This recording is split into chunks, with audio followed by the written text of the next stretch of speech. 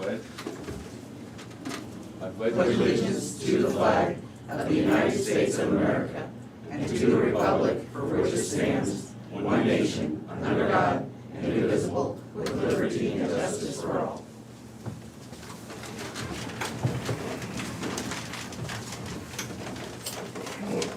Good morning. Moines County Board of Supervisors, Tuesday, March 23rd, 2021. That still doesn't roll off. All right, are there any changes to the tentative agenda? I have I have none. I have none. Meet with department heads and elected officials. Terry Johnson, Moines County Auditor. Good morning. Just been busy in the office and nothing new to report at this time. Thank you. Cheryl, I'll bet you have a budget item. I bet Cheryl I McVeigh, do. Budget Director, I'm sorry. See, you're not gonna wipe the smile off my face. It's over today. Do you have anything from your department for the, Don't have it. okay. Collinghurst IT? I just keep busy like always, nothing really new to report. Sheriff Kevin Glendenning? Everything's going quite well at the sheriff's office. Our deputies are remaining busy, but everything's all well, so nothing major to report. Good. Ryan Carter, Secondary Roads. Good morning. Both construction projects are going good, I guess. One's obviously in middle stages on Highway 99. They're maybe set deck steel, get it in sometime this week, set it next week was kind of the idea. But and then that leads into a possible deck pour sometime in April. So they'll just keep moving. There's plenty of work to be done. Flint Bottom, they're removing concrete more or less. Is still what their stages are in. They're really working in that first short stretch kind of west of the bridge right at the moment. So they want to get that in and poured so that they can get access to that bottom house, and then they can start working up that hill without access problems. So that is moving along. Nothing new, couple surprises, but nothing we couldn't deal with. So guys are out blading whenever the weather conditions allow. We do have a bid opening coming up in a week or so for the Pleasant Grove Road project, April 1st. So we have our chloride bids coming in Wednesday or Thursday this week. I'd have to double check that, but so that'll be coming in too. I'll give you guys a kind of report on that once I know those numbers and everything. So other than that, it's plenty of stuff to do. I'm gonna start doing some crossroad culverts maybe in the next week or so. So that'll be when we start closing roads and Start doing what? crossroad culverts. Just our culvert. We have a culvert crew that's pretty much what they do all summer long, all year long for that matter. Your crossword? Crossroad. Okay. So, yep, crossroad culvert, sorry about that. So, yeah, just to give you an idea, because that's when you start closing roads, and sometimes you get a few phone calls, but anyway, yeah, moving on, getting into regular spring maintenance. See, they've been working on that one that you told me about on Middletown there on Old Highway 34. Yeah, I mean, that's, what you see there is kind of the first of the stage, but we wanted to get that intake stabilized. That was the first goal, kind of the minimum of it. We're about done with that, and we'll probably walk away, and we're gonna do a little bit of milling there, just to try to help the water drain, but we're not gonna reinvent the wheel or anything. So we're not too far from being out of there. So so anyway, what that town needs and that road needs is ultimately a full overlay eventually, but that's not gonna happen right now, so. That's it. Thanks, Brian. Thank you. Doug Irvine, Jail Administrator. Good morning.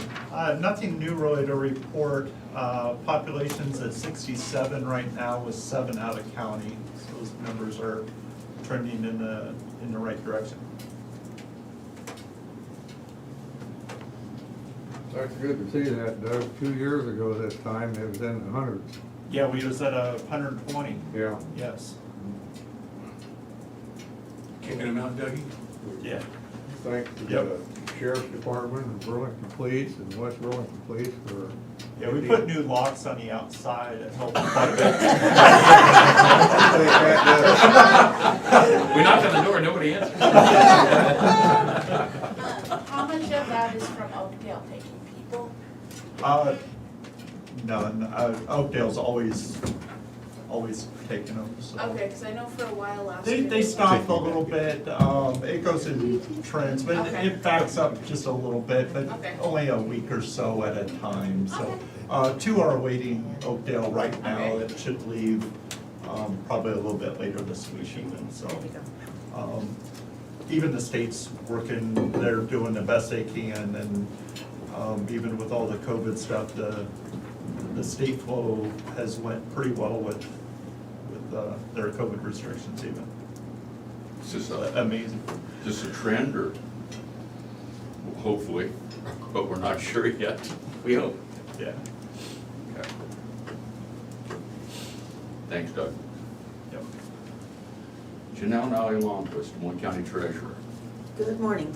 We're definitely busy. I would like to remind everyone that the second half property taxes are due by March 31st. So those can be paid online by the Dropbox or in the office.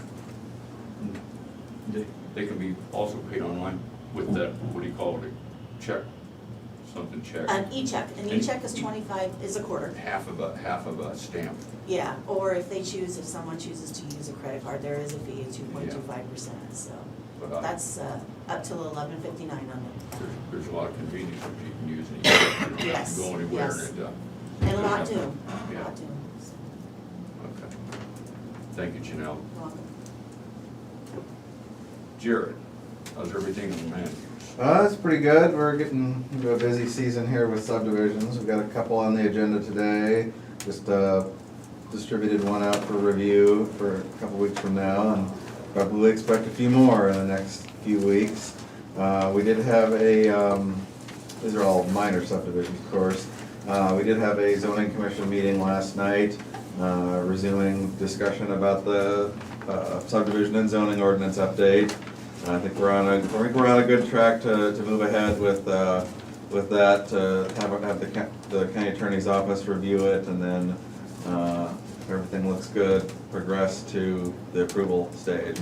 Probably a few more minor edits before we send that out for review, but I think we're getting close. Thank you, Jared. Chris Lee, Conservation. Good morning. So our campgrounds will officially open this weekend. We didn't have the water turned on. Guys are out working hard trying to get all that stuff put together. We've still got some rock to put around on Big Hollow that we're gonna do, but we got the fourth pumping station pretty much all put together yesterday. A couple little things left to do up there. We do expect we'll have campers in this weekend. We had one this last weekend. So everything will be up and running, and I know we got a lot of folks that have been looking forward to that, so. Reservations for campsites will open also on April 1st, so we take reservations from April 1st through October 31st, and then outside that window, basically just first come, first serve. And you can reserve a year out, so reservations for next year will start coming online starting April 1st. The volunteer committee that organizes the outdoor youth jamboree has decided to postpone that event in its current capacity until next year. However, we are going to continue with some stuff on that day, so it's, I believe, May 15th, it's whatever that Saturday is. We're still gonna have a bunch of stuff going on at the park, but it's gonna be more kind of passive activity and less kind of instructor-led and face-to-face, one-on-one type stuff. And so you can come out, you can borrow a canoe, go out and explore the lake. You will have fishing poles and bait, so if you want to come out and fish, you still will need a fishing license for those above 16. But you can borrow our stuff, go out and explore the lake. We're going to have a digital scavenger hunt. And then at 1 o'clock on that day, we're inviting everyone that has a canoe or kayak to come out and fill the lake, and we're going to get a drone picture of as many canoes and kayaks out on that lake as we possibly can. It should make for a pretty neat picture that day. And then we'll have some staff around as well, to answer questions and point you in the right direction. But we're not gonna have the, you know, the meal, we're not gonna have the shooting range and the instructor-led stuff the way we normally would have with the Jamboree. So we know we had folks already reserved that weekend for camping, so, you know, we encourage people to still come out, explore the park, but it's gonna be kind of on your own time. Come and go as you please, and then gonna be less programmed anyway. So it's gonna be more of like a park open house and less of a Jamboree. We'll bring the event back next year, in its full capacity, hopefully. And then, I'm currently working on, I've been looking at some data. I always get these emails from Gina about, you know, the snow melt and what that's gonna do with the flooding and stuff. And, you know, I've been interested in flooding my whole life, obviously, and we've seen a dramatic shift in our flood regime. And I'm gonna be writing about that in the paper. I think that article will come out on Sunday. And then we'll post it through some other channels as well. But I gathered all the data on the river stages going all the way back to the 1920s. And the short version is basically our floods are coming later and sticking around longer. So what was normally a spring flood where you'd see a rise like late February, March, and then by the time school got out, your floods are coming back down. Now we're seeing it more like that May, June, July type time frame, where it's interrupting your summer, and our peak floods are actually hitting June and July, more so than back in April like they used to, you know, decades ago. And that, you know, that you think of that bell curve of the flood, waters come up and they stay high and then they drop back down. That bell curve is widening out, actually. So we're actually seeing high water April through, you know, even mid-late July. And I've got it all graphed out, and it's really neat to see it, because I had suspected this. You know, I'm a cabin owner. I grew up down in the bottomlands south of Burlington, and you just can't get down there near as much anymore. And so it's really neat to see it.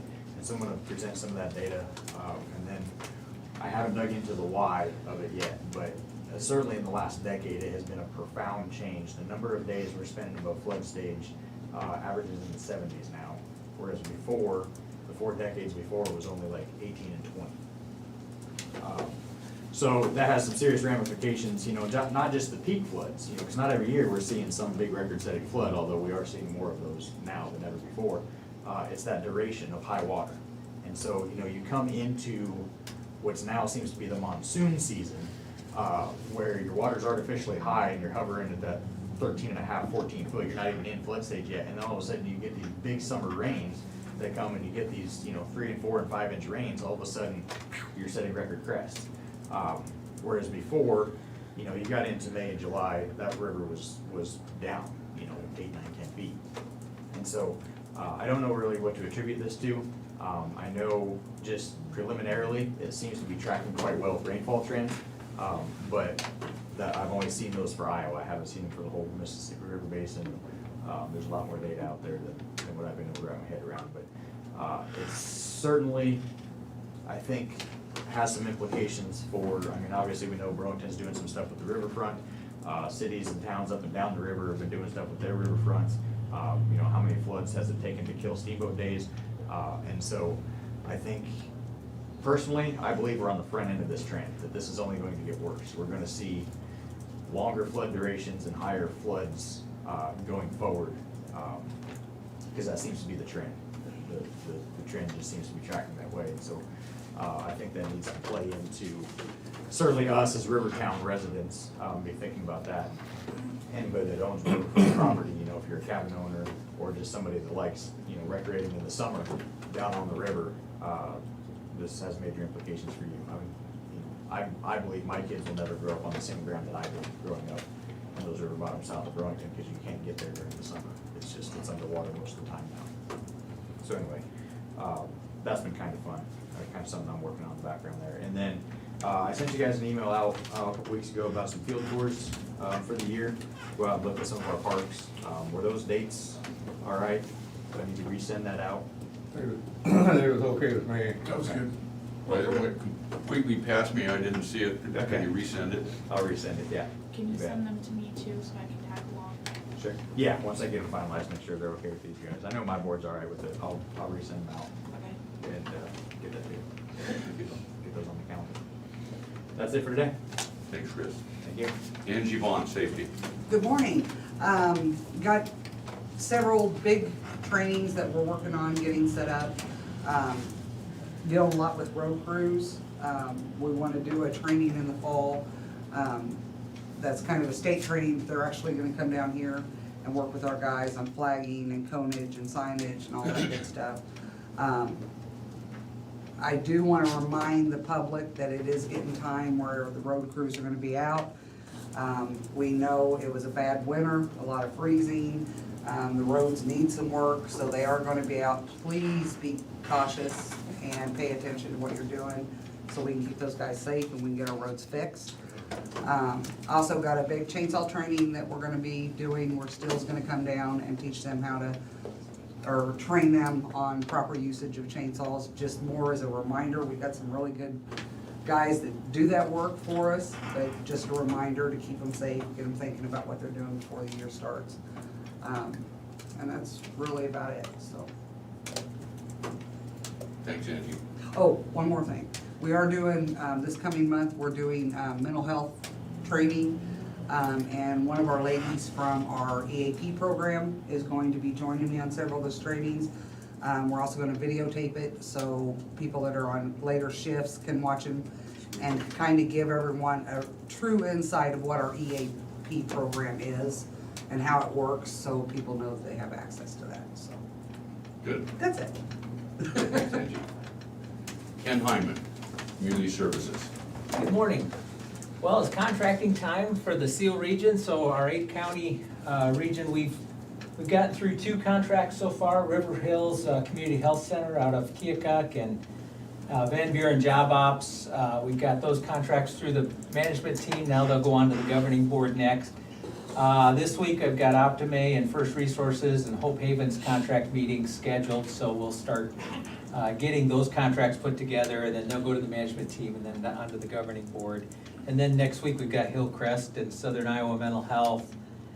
And we still need to schedule contract meetings for Counseling Associates and Great River Health Services, so we're well on the way getting contracts started and the meetings scheduled, and things are going well. Thank you, Ken. Krista Pogomiller, Public Health. Good morning. We continue to be busy.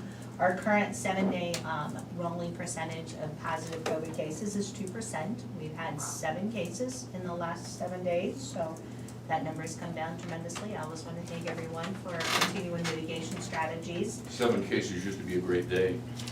So now it's a wonderful week, I'm telling you. Yeah. So we have, we're still vaccinating. We have given a total of 18,700 vaccines in our county so far. 17,800. 18,700. That's close. And then we have completed by our providers in this community 7,290 completed series. We are currently still giving prime doses at our public health this week. And then next week, we will switch over and we'll be giving second doses. So we will start back up with the big vaccination clinics at the auditorium. We're trying to fluctuate, alternate those back and forth. So next week on Friday and Saturday, we will have 2 big first-time dose vaccination clinics. And I work with a colleague. We're going to open that up through our no wait inside, and people can sign up. And then for the next week and the 2 weeks after that, that following week will be on Friday. So we'll do first-time doses for the next 3 Fridays. And then again, we'll start back into doing the second doses of those, and we'll go back to doing prime doses at our office. So we continue to fluctuate between prime and boost doses to continue getting those doses given. And we've been very busy. We're giving about 1,000 something, almost 1,200 a week, if not more. I received a question, I think I know the answer. Somebody that is 65, that's gonna be 65 in a couple of weeks, do they call you on their birthday, or I mean, is that just called public health on your birthday and say, I'm 65 now, and then you'll schedule them up for the first available? Okay. Or they can log on to our no wait inside, which is what we prefer. That's on the Des Moines County website, as well as on our Facebook page. We posted that URL again yesterday. And what they do is they go on there, it'll pop up the date that's available. If we have any open ones at this point, we don't, but we will have probably by the end of today. And then they can select their date and time that they come see us, and we'll get them vaccinated. We're gonna remind everyone that it's 64 years and younger. If you have any other medical conditions, and that list is also, we have a link to that on the website as well. It's on the CDC website. People who have hypertension, BMIs greater than 30, people who are smokers, they all qualify. There's a very long list. That's just a few things. But so most people, that really hits most folks, having those pre-existing conditions. I know that somewhere on the CDC website it had said like 25 plus BMI was like the overweight range. They were like unsure, so do those people qualify for vaccines? Those are considered greater than 25 BMI and less than 30 are considered increased risk. Okay. So that, I think that really is, and we have been vaccinating those folks if they come in and say, look, I feel like I am at increased risk. So we are giving those vaccines as well, because there are definite risk factors and then there's increased risk factors. And when they come in, we talk to them about that, and if they meet that qualification of that increased risk factor, we do go ahead and give them vaccine as well. Okay. We are still working our way through 1B. We have completed all the industries that are currently manufacturing that work within 6 feet and are unable to social distance. We have those that are interested in having the vaccine. We're finishing up their boost, and so we've also moved into doing folks who live with disabilities that live in home type settings. So we've done a good number of those, and we've also put out the word to anyone who lives in their home that has disabilities and or caretakers can sign up on our website, as well as we've got some folks that people that we're trying to contact to let them know that that is available. Anyone else, and then we're moving into the people who live in congregate settings. So anyone who lives in a homeless shelter or would live in a location where they have to share a resident and are unable to social distance. At this point though, that does not include dormitories. So we've done the disabilities, we're moving into the homeless shelters as well.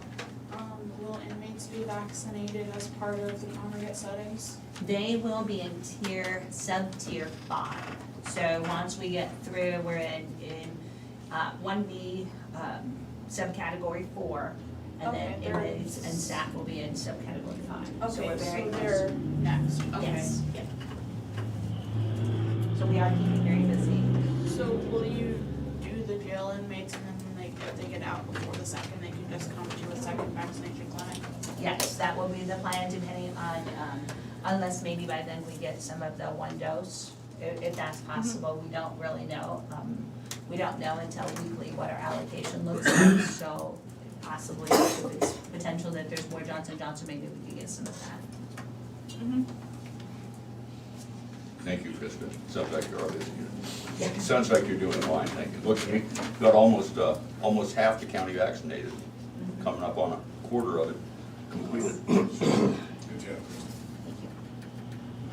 Pass along thanks to your staff and all the volunteers. Absolutely, and all the community partners, I will let them know as well, because we work closely with Great River. Those vaccine clinics that we'll be doing will be in conjunction with Great River, and then emergency management helps with our volunteers as well as supplies. She definitely helps coordinate that through our strategic national stockpile, so it's definitely a community effort. Thanks to them, and thanks again. We got it. Oh, we're here, okay. Either of you gentlemen receive any correspondence? I did not. I did not. We will proceed to discussion and vote. We've got 3 public hearings on general obligation loan agreements. So what we'll do is we will have the public hearings, 1, 2, 3, and after we've had the open and close each public hearing, then we will, there's a resolution that includes all 3 general obligation loan agreements. So, we have a first public hearing is on a proposal to enter into a certain loan agreement in an amount not exceeding $2,800,000 for the purpose of paying costs to to that extent of county health, workers' compensation, and liability insurance programs. Move to open public hearing. Second. Terry? Jim Carrey, Yes. Shane McCampbell, Yes. Tom Broker. Yes. We should have done this first.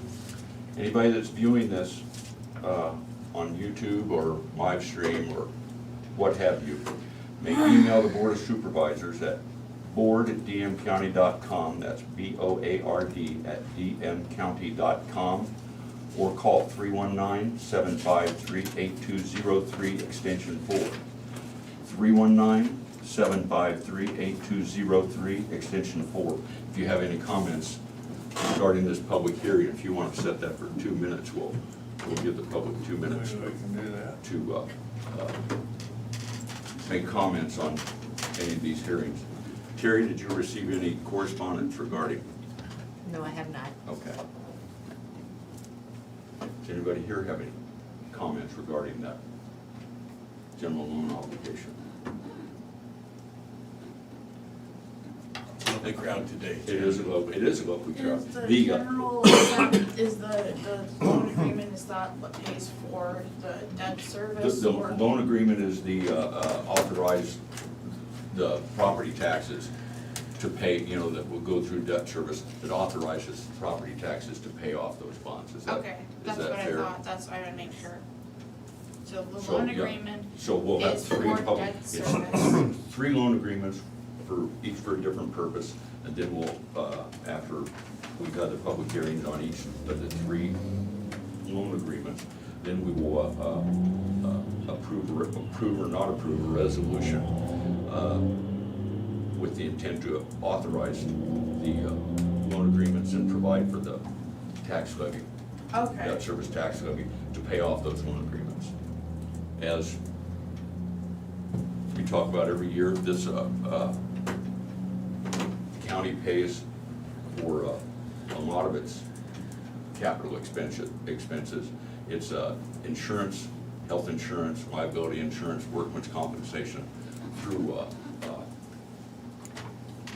the debt service levy.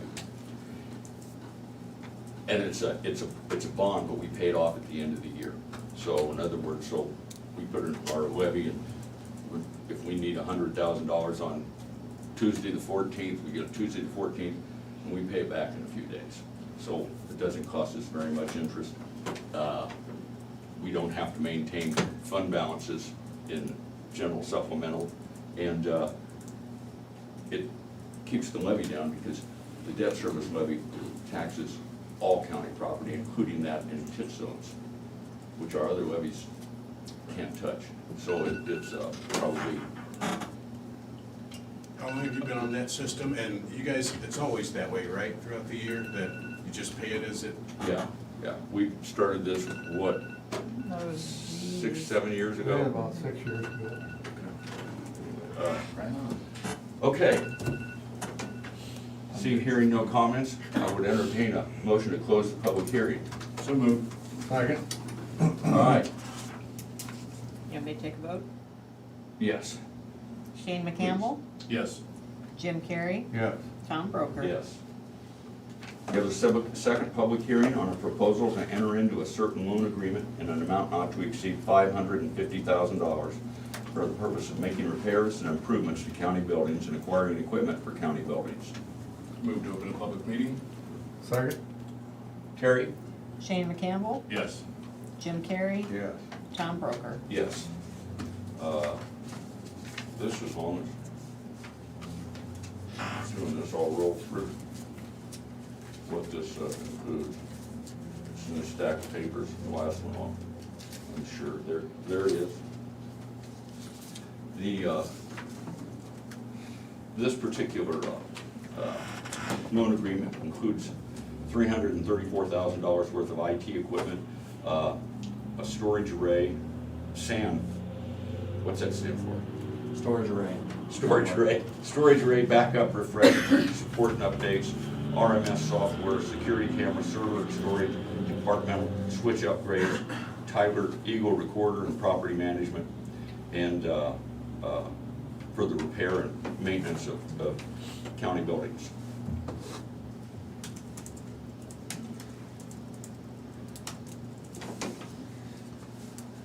Some of the other proposed capital projects that are not being paid for in debt service are, we've got Pleasant Grove Road, Portland Concrete Cement, or is it Portland Cement Concrete? Portland Cement Concrete. Portland Cement Concrete, the Hill by Quarry, rock surfacing, culvert lines, and right-of-way, for a total of $990,000, and that will be coming out of secondary road budget. And there's, for conservation, we've got a fish habitat grant to restore a pond, and consultations and surveys, and I believe most of that's funded by grants.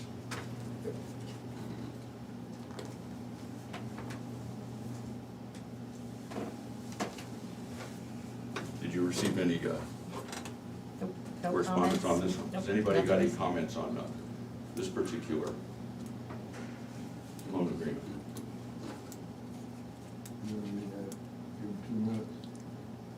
Give him a minute, I've been talking a minute. It's been a minute. Probably more than that.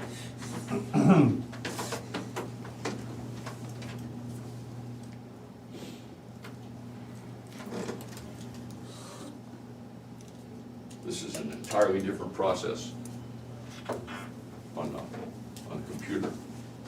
Cheryl used to get far better attendance at her PowerPoint presentations than the secondary roads 5-year budget did. So,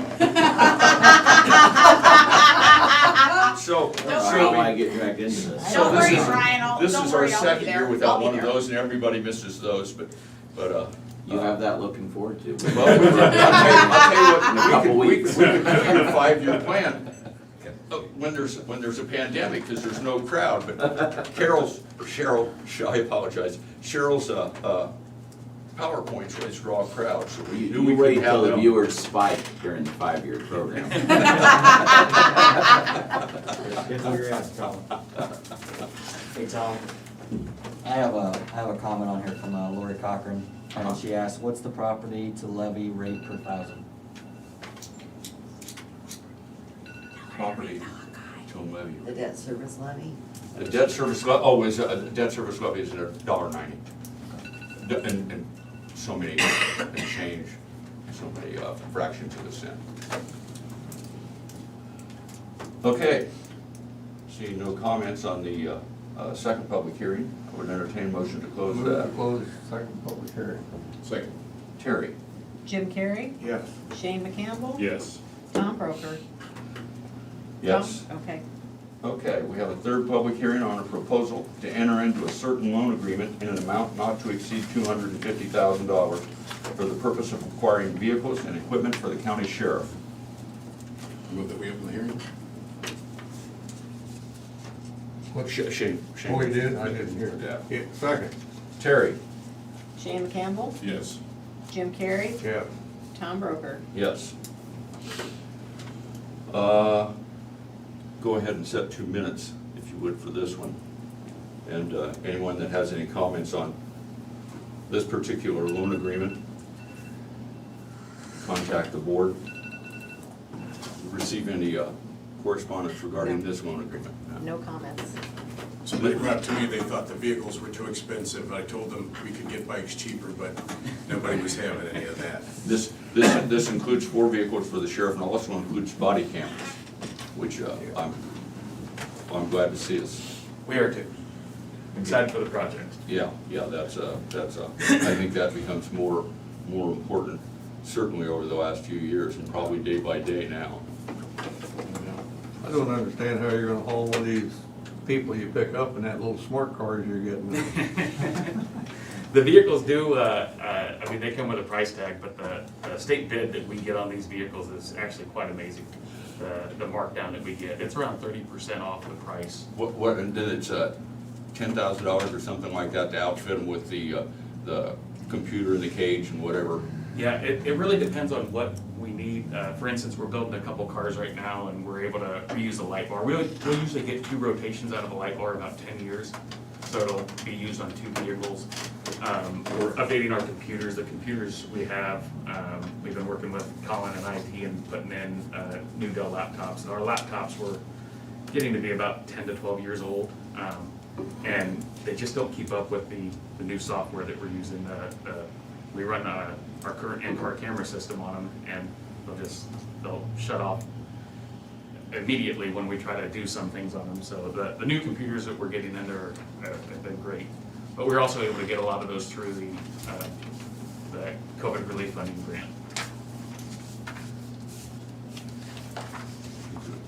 When you get those body cameras, you'll have to bring one up. Somebody will have to wear one in and show us how it works. Yeah, absolutely. So we're waiting until about, we anticipate like June or July for those. We have the Panasonic Arbitrator body, or in-car cameras, and the new body cameras, they're coming out with a new release from Panasonic that it'll sync the video and audio from the body camera to the in-car camera.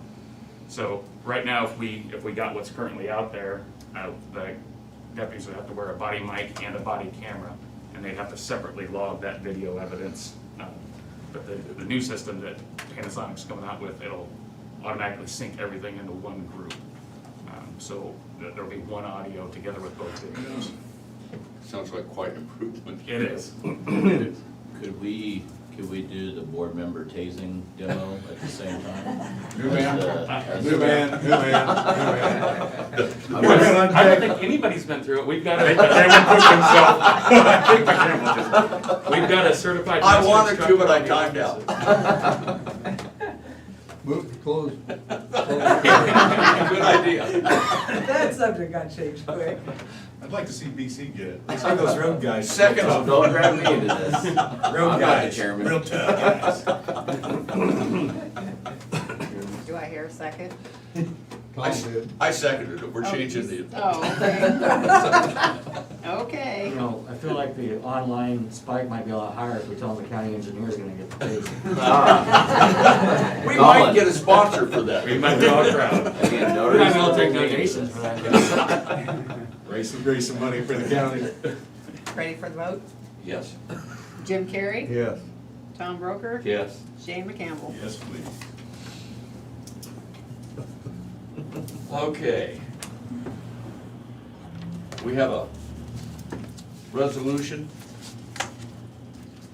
expressing the intent to authorize the loan agreement and providing for the debt service tax levy for the fiscal year beginning July 1st, 2021 in the amount of $3,600. $3 million. What'd I say? $3,600,600. Oh, $3,600,000. We wish. I'm more than happy to read this resolution, but if it's okay with everybody, I would ask that we waive the reading of the resolution. I move we waive the reading of the resolution. Second. If they want to read it, And third. they can come in, and we'll be in the auditor's office. Okay. Anyway, we have the approval of the resolution. So moved. Second? Terry? Shane McCampbell? Yes. Jim Carrey? Yes. Tom Broker? Yes.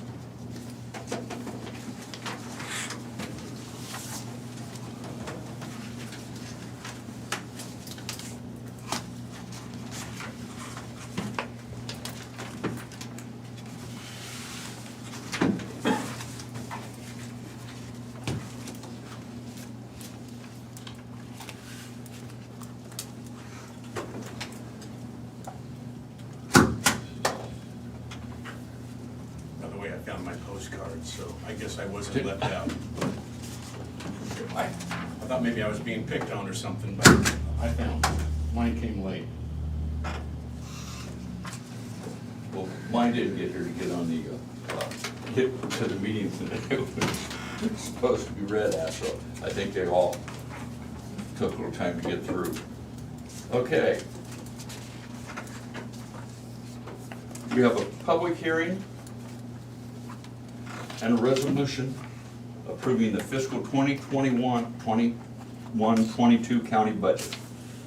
So we need a motion to open the public hearing. Move to open public hearing on our 2021 budget. Second? Terry? Jim Carrey? Yes. Shane McCampbell? Yes. Tom Broker? Yes. Okay. I will give the email address and phone number again, and we will give anybody from the public who would like to call in with a comment on the fiscal 22 county budget.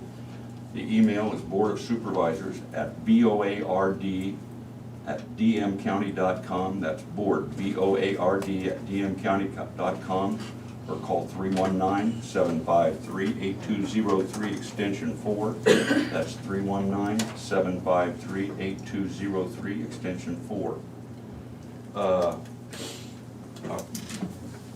We might have to give them all, run through here real quickly. The high points of the budget, well, the high point of the budget is I did see the headline this morning, and it says the first time in 11 years that the county tax levy's gone up, except for a couple fractional cent increases. And it did, the levy, the countywide levy has gone up from 705 to 749. And the rural levy went up from $11 to $11.10. And the reason obviously is DESCOM. The county's paying the entire DESCOM $1,138,000, the cost to the county, out of the general supplemental budget, which increases the general supplemental budget by 64 cents. It comes off the rural services, because when it was being paid per capita, it was coming out of the rural services levy. So that took 34 cents off the rural services levy. And the levies for fiscal 22 are, the general basic is $3.50.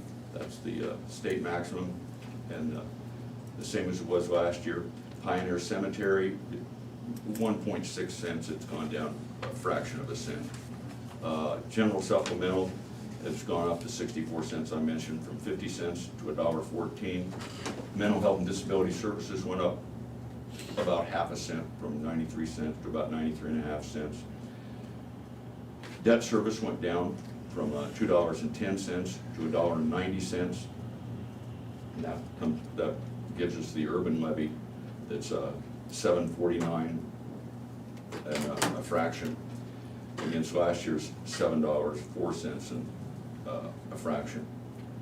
Rural services levy went down from $3.95 to $3.61. That's the 34 cents coming out that was being paid to DESCOM. So the total rural levy increased from $11 to $11.10.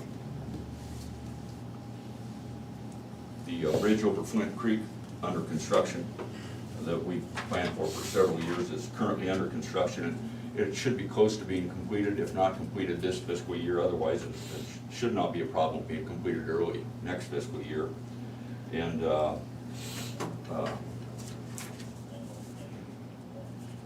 got,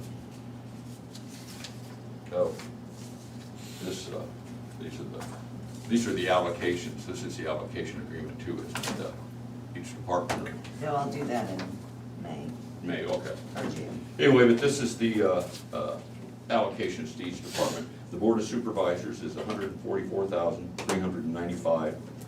The auditor and election is $639,095.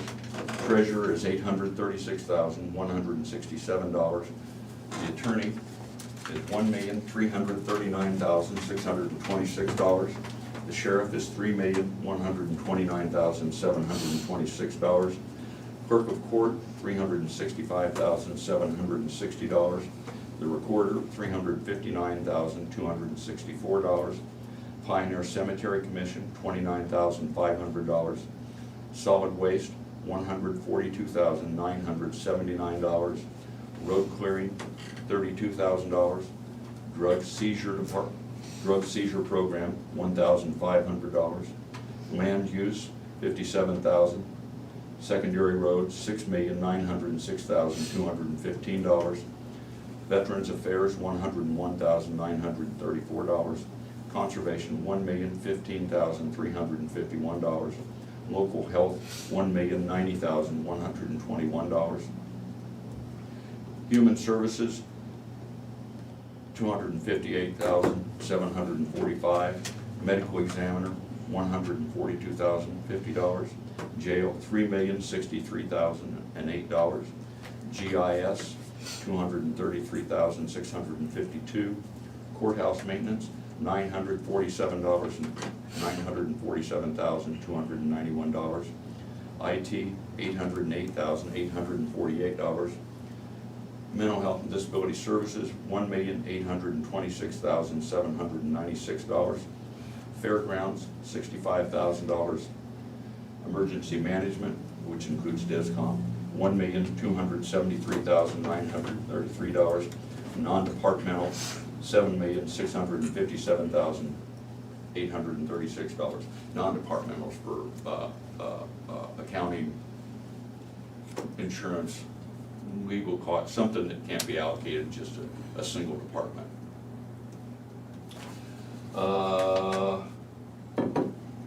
We can go ahead and start the 2 minutes now if we want. So if anyone has any comment, call in. Is there any comment from anyone in the room? I saw the headline, like I mentioned, that it's the first time in 11 years that the county's raised its tax rate. And I figured it out, a while ago. During those previous 10 years, our efforts to lower the tax levy saved Des Moines County taxpayers $12 million.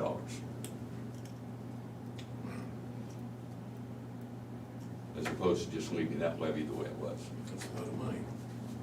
Well, the only thing I can hope for is, I live in the city of Danville. When they did their budget, I hope that they take that DESCOM levy out of their budget so my taxes don't go up. And that's what anybody who lives in town ought to be concerned about. That they take that levy out of their budget because they threw it over to the county, or otherwise I'm gonna be getting taxed twice on DESCOM. Well, I know Burlington took it out, I guess I'm not familiar. West Burlington took out part of it. I haven't looked yet. Anyway, so yeah, I hope that, and that's, it's decided now, so we're gonna take care of it. I personally say I'm a little disappointed. I'm not much of a fan of raising tax levies, but, anyway, that's it. And I don't think we've done this. I think we provide the same and better services than we were providing 11 years ago. I don't think anything was damaged by those efforts. Did you receive any comments about the budget? No. No comments received. Okay, nobody else has any comments? Yes. I'd just like to thank all the department heads and elected officials for all your hard work on this. You guys are the best. I mean, if I send you something, you're real quick to respond and get your changes made, and so easy to work with, and I just appreciate all your help, I really do. So thanks a lot, you guys. All right. I would follow that up with a no kidding. Clap for the department heads. No kidding, I thank think you the guys thanks for needs to great. be returned to Cheryl, and to the board also. Cheryl is ultimately kind of that middle point where things go to, so thank you, Cheryl. Yep, no kidding. It's a pleasure and an honor to be working with the people we get to work with. So thanks to all of you, and special thanks on a budget to Cheryl. Yep. Okay, we need a motion to close the public hearing. Move to close the public hearing. Second. Terry? Jim Carrey, Yes. Shane McCampbell, Yes. Tom Broker. Yes. Okay, now we need a motion to approve the fiscal '22 county budget. Move to approve fiscal '22 county budget. Second. Terry? Jim Carrey, Yes. Shane McCampbell, Yes. Tom Broker. Yes. Okay.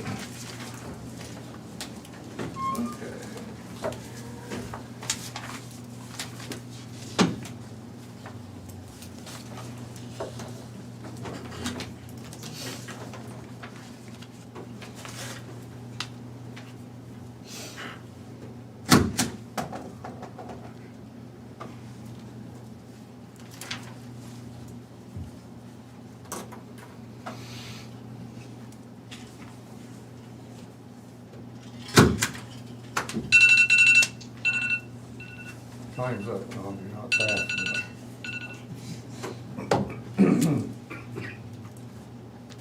That quite often goes without saying. I'm gonna have the IT to show me how to shut my timers off.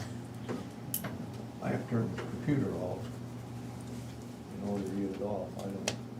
I hit done, and it keeps on going. Little technical issue. Oh, I'm Yeah, sorry, it's- Jim. It's called operator. Operator error. You get to sign in, initial for 2 copies of the resolution. Okay.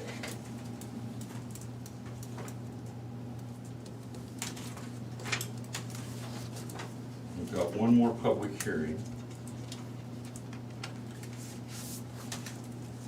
I think last year was the first time we did that. I don't see anybody here from Young House. So, Terry sort of remembered how we do this. You can tell me if I struck out. Yeah, wrong.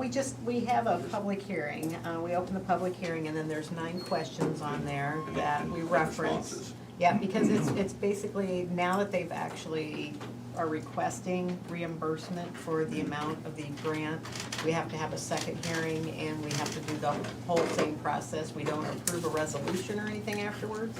We just go through the whole public hearing process, and you've got your list of questions and stuff, answers there to respond, so.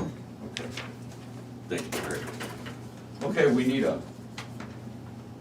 open a public hearing for Young House Family Services CDBG COVID-19 grant number 20-OT-032 reimbursement request.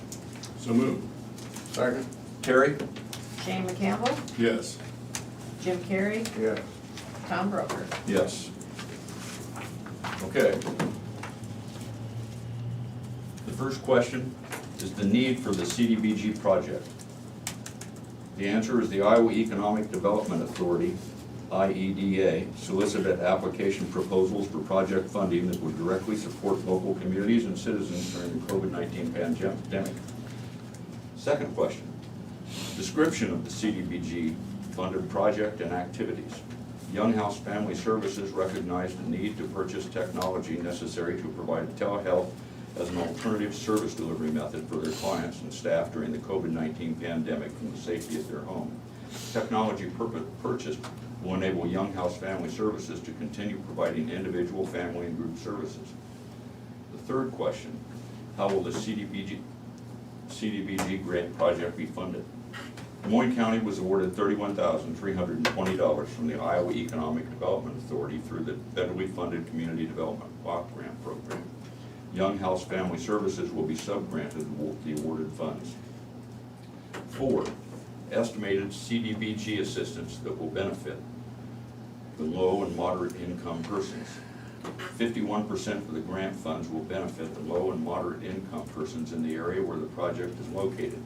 This was determined from the LMI, I believe, is low to moderate income survey for Burlington, Iowa. The fifth question is, where will the activity be conducted? The project will be based out of 400 South Broadway Street, Burlington, Iowa, 52601. Sixth question, minimize relocation of persons. Answer is, during this project, there will be no residents that will have to be displaced. Public questions or comments, please contact the Des Moines County Auditor's Office. 8, community development and housing needs of low to moderate persons in Des Moines County and any planned or potential activities to address these needs. Public comments are welcome. 9, other community development and housing needs and any planned or potential activities to address these needs. Public comments are welcome. That's just the letter that came with it, so. Well, we don't approve this, we stamp it received. Or, Nope, we don't have to approve anything, we just have to have the public hearing. okay, you do what? Move to close public hearing. Second. Terry? Jim Carrey, Yes. Shane McCampbell, Yes. Tom Broker. Yes. Okay.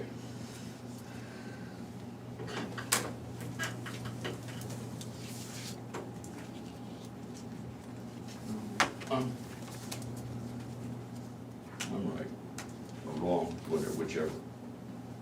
Okay, we have the appointment to Southeast Iowa Regional Planning Commission Loan Review Committee.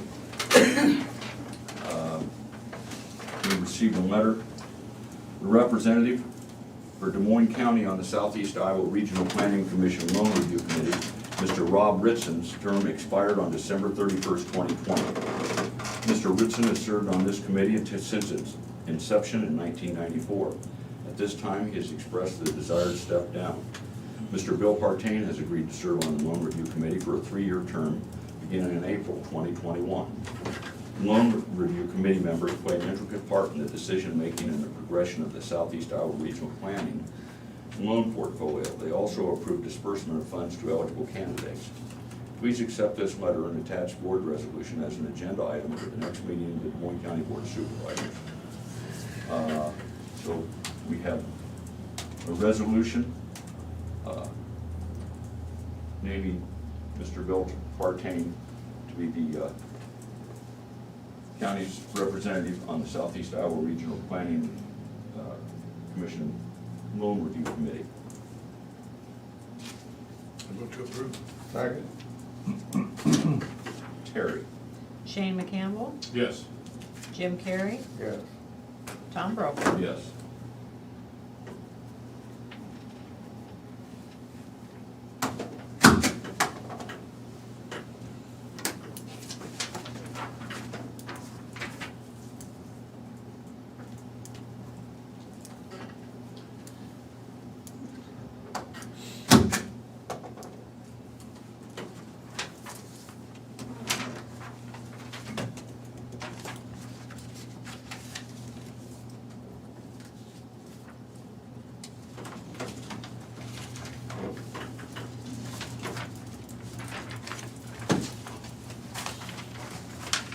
Okay. We have approval of the previously tabled Des Moines DESCOM 2080 agreement. I believe the sheriff looked at this as a. Yes, we made some edits to it, and I think it's consistent with the code, and basically the Emergency Management Commission will take over as the operating board for DESCOM. Sure, Okay. sure. I move to approve. Move to approve? Okay. Second. Terry? Jim Carrey, Yeah. Shane McCampbell, Yes. Tom Brokaw. Yes. Can I get a copy of that when you make the changes to it? Say again? Can I get a copy of that after the changes that you made and all that? Sure, that would be the approved 2080. Yeah. Can you send that to me, back to the office? Mhm. Thank you. Okay. Thanks for the work you've done on that too.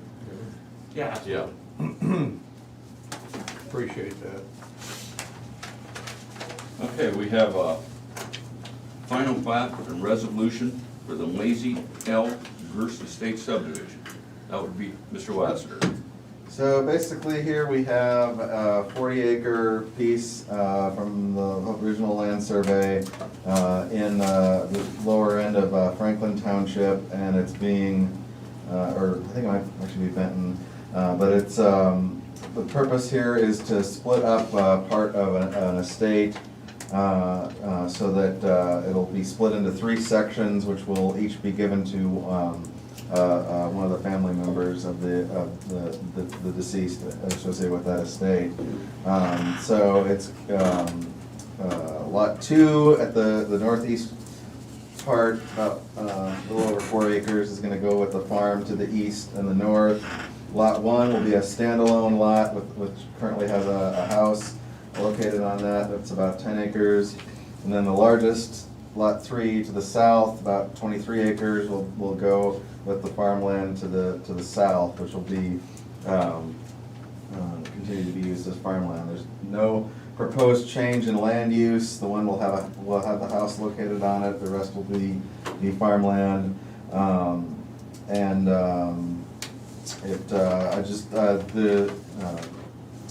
I think that should be about it there. So in terms of significant comments, the only thing noteworthy was the possibility of having a an entrance off of 150th Street for the portion of Lot 2 west of the creek.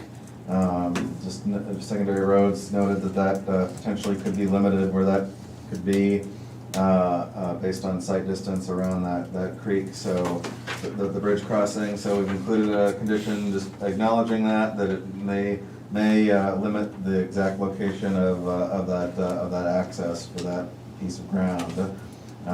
So apart from that, I think it's pretty straightforward, so we recommend approval of Lazy L. Gerst. Yes, good. I move to approve the final plat of Lazy L. Gerst Estate Subdivision. Second. Terry? Shane McCampbell, Yes. Jim Carrey. Yes. Tom Broker. Yes. And following that up, we have the final plat resolution on the Brewer Park subdivision. Going in alphabetical order Not to be here, it looks confused like. with the Milwaukee Brewers. Right, well, not anymore, evidently. Unfortunately, we had that little name change there very recently with the corporate sponsorship there. We have, this is a, let's see, acreage here. I think it's just a couple acres. It's located on Beaverdale Road, just past the end of the paved portion. The existing property, it contains a storage building and a fair amount of wooded land to the east. It's proposed that this piece at the north end be split off for purposes of building a home. It's specifically for the son of the subdivider, is moving back to the Burlington area. And so it's obviously a sufficient size for a residence. I think that sounds like they've already worked with the secondary roads and getting an entrance permit. So the only outstanding thing there would be the permit from health department for putting in a septic system. So we've included the usual condition on the plat that permit for the septic system would have to be obtained prior to building the house and need to be installed before it's occupied. So no other significant comments were obtained for this one, so we recommend approval. Move to approve. Second. Terry?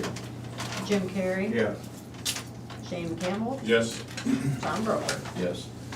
Thank you, Jared. We'll get these signed for you to the meeting.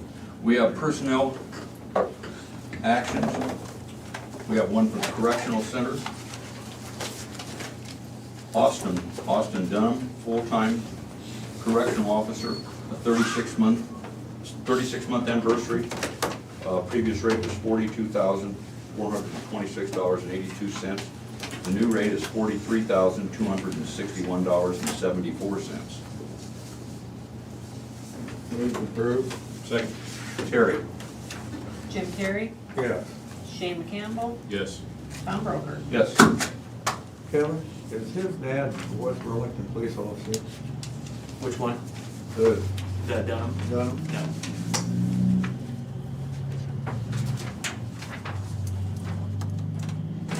Thought maybe some related to Nathan. We have a personnel action for maintenance. Gage Johnson, lead maintenance, 12-month step increase. Previous rate was $33,272.03. The new rate is $33,990.27. I move to approve Second. personnel action. Terry? Shane McCampbell, Yes. Jim Carrey, Yes. Tom Broker. Yes.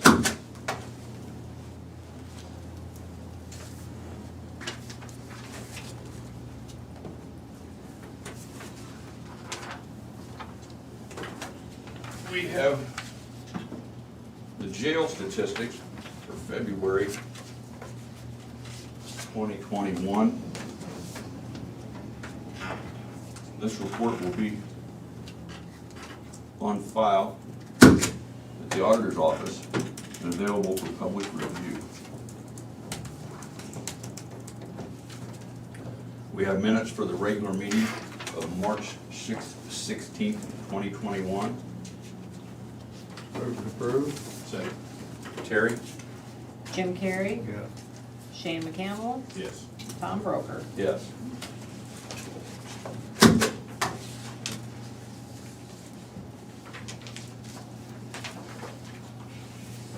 Any other business?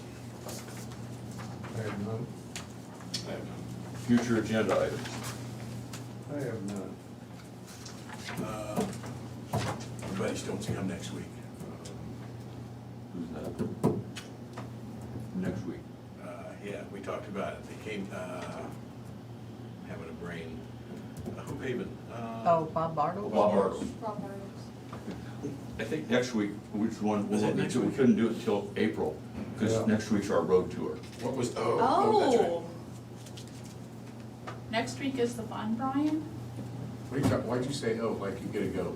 It's, I do get to go. I don't remember voting on that. I never approved that. I do get to go. Yes, Terry, can we talk about that? It's not the approval one. I Yeah. thought that's the one you wanted, but yes, next week's gonna be the tour, and then a week or two after that will be where we do the in-session. Yeah. Well, I like to do like a preview and get photos and So you all that want stuff. Bob Bartles down for a work session on April the 6th? That's what he wants. Okay, and that's to discuss Solar power? solar power, regarding solar power?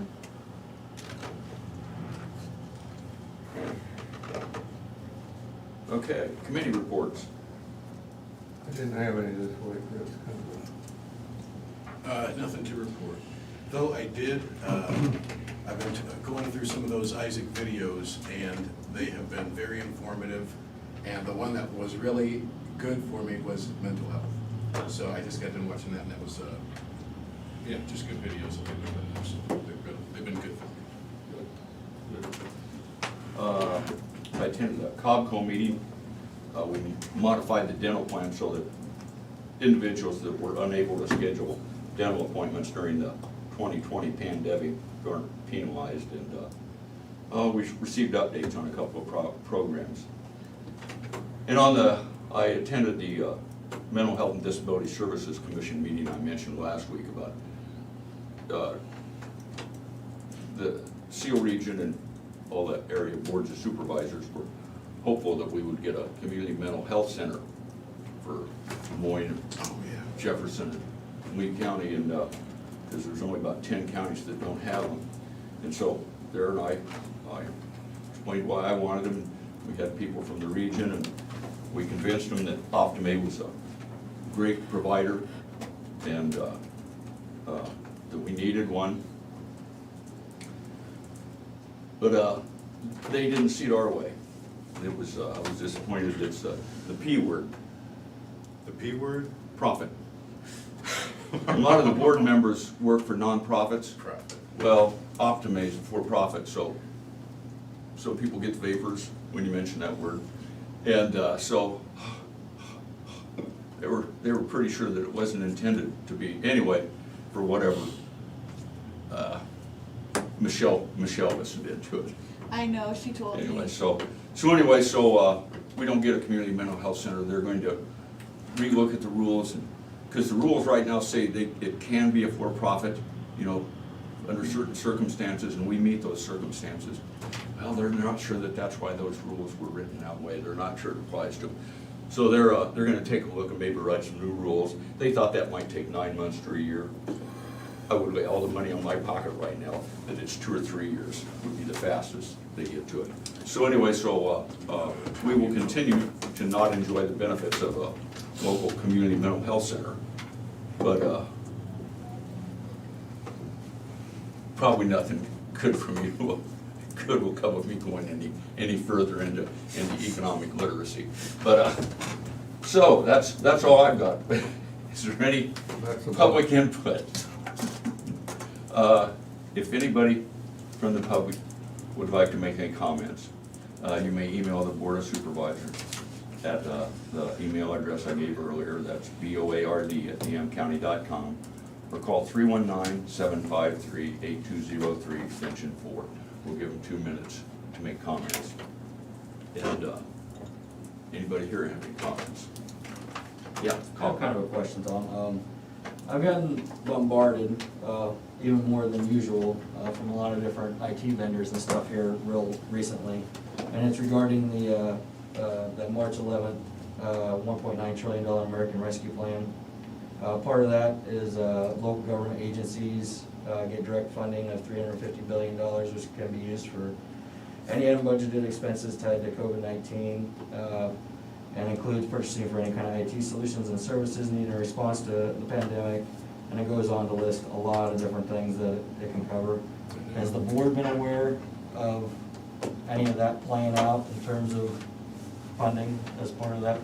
Yeah, right. The bill gives, I believe, 65 billion would be dollars directly to counties. So I think they're gonna give $617 million to Iowa counties per capita. Now, back of the envelope, that gives about $7.5 million to Des Moines County. I think I have not been able to get a good handle on what is or isn't allowed. You certainly can't use it to use anything that would cut taxes, anything that would be on the budget anyway. I don't think, originally when I looked at it, and I talked to Mike Norris at Southeast Iowa, and he mentioned transportation. I haven't found anything yet used for that other than sewer or water infrastructure. I don't know. I do not know about IT and everything. And I've sort of looked, I have not found anything, except there's gonna be things you can use it for and things you can't use it for. So as soon as I have a handle on that, I'll mention it. But yeah, I'm aware of it. They will be pissing away money from sea to shining sea, I can tell you that. Well said, Chairman. But I do not, they're throwing a lot of money, and I think cities are getting a bunch of money. The cities are getting a bunch too. And, Burlington's getting 3 million. yeah, and, but 3 or 3.5. I think Jim said 3. Is it? It could be Okay. 3.5. I guessed that off. Anyway, so. There's and I don't know. there's summaries of estimates out there of what entities get and stuff like that. I've done some reading on that language. I think everybody's gonna get a little piece of this action, I think. Well, and I don't think there's any such thing as a little piece of this action. So, but I do not know. I suspect somewhere in there, you can't use it for anything that you might normally do with it. No, it's,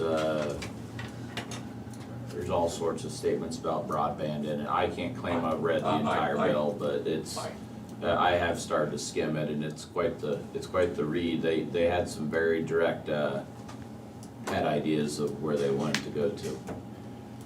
I've got, There's money in there for IT. yeah, there's. That goes without, yeah. Anyhow, I get a lot of bombardment emails of, hey, you should get this, you should get that. But here lately, it's been a big carpet bomb, of, hey, you should spend this, and here's it. And everybody's got a different definition of what it can cover and, what would be best ideal. But anyways, I just was curious if you had heard much about how that's Supposedly going. half of it gets rolled out in the next 60 days. And then you get the second half of it a year from now. But I haven't found anything that has any substance to it to really know what you can or, other than just some, whenever they pass legislation, they put some flowery language on it. And then different departments and lobbyists and everything, they start writing the rules. Have you asked Lisa to look over the bill? I don't think that, like I said, Or I do you think have she- not, I suspect that there are no specifics in that bill. It's gonna say what you could use it for in flowery language, Yeah. COVID-19 expenses, which that's a pretty subjective term. Burlington bought 5 new buses with the CARES money. Well, this will have different rules. They were allowed to buy 5 new buses even I though it was believe on. ISAC will probably give us some kind of direction, I would think. Yeah, that's what we're kind of hoping is that ISAC will be going through it, because I think there have been conversations between the National Association of Counties, they're the ones that lobbied for it, and ISAC to try to figure out. I'm surprised ISAC hasn't gotten to us Of course, yet. we've got a virtual session this afternoon, so who knows, Is maybe that- they'll be might brought up, So, so. But anyway, so yeah, when we get a little firmer handle on what it can or can't be used for, then we'll get out. Right now, it just looks like they're shoveling money to get it out the door. Okay. What was the Des Moines County allocation again? I think it's gonna be about $7.5 million. That's what I saw too, right in that area. Like $7 million of it goes to supervisor. So it'll be like a grant application. and- No, I think they're just gonna send a check. No, in seriousness, they're gonna Really? send it, but Seriously? they're gonna, but there's audit process You- in there. Now, you can't, if you spend it for something that they don't like, or that you aren't supposed to spend it on, they will call it back, they'll come and get it.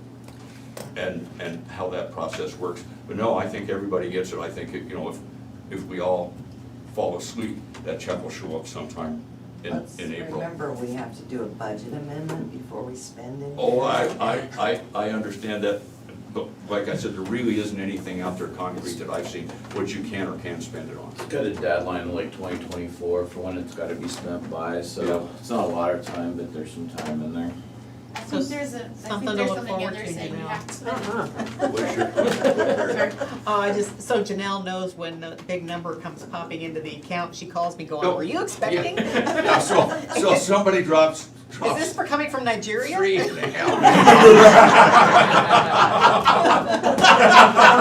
That Nigerian wonder I keep saying finally paid off. We're gonna Well, need I think in there I saw Yeah. that money has to be given to the county. What's your friend? To where, to the newspaper? To the, Can't to the remember. official newspaper of record. Well, we have three Three of of those. them, yeah. Exactly, So, we well, each get a that's million. $2.5 million a piece, I suppose. No, you only have to spend half of it. Oh, okay. So each okay. gets a million. Anyway, so I don't know, I'll keep you apprised on that. If you guys, if you hear anything, any definite saying you can use it, you know, for this and you Like can't use it for each that. vendor has its own, you know, so far different, definition of what it can be spent on, so I don't know. Yeah, cause I I've been know. getting emails and calls, but, you know, to improve elections and, you know, security for elections. That's It's what like, you want. we've done a lot of that stuff.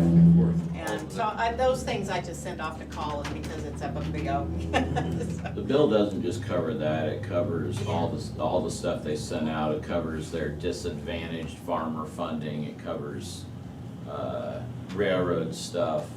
I mean, I thought I was gonna sit down and read it and I got like asleep. 7 pages into it and got They've interrupted, never got They've got back money to it. for churches that are low on, that have been missing their offering. Somebody's like, are we gonna do that? I'm like, yeah, no. So there's, I mean, it's, I don't remember what it was on a PDF, it was a lot of pages. Yeah, it's Where'd you find that one at, Brian? I hadn't seen anything like It was that. a link, I found it ultimately through a link that Tom had forwarded an email and it, I believe it was the actual bill language, I assume. okay, with an aye, we're out of here. Aye. We're adjourned. We have a work session with secondary roads to discuss level B update, level B road update. Brian, just send me an email.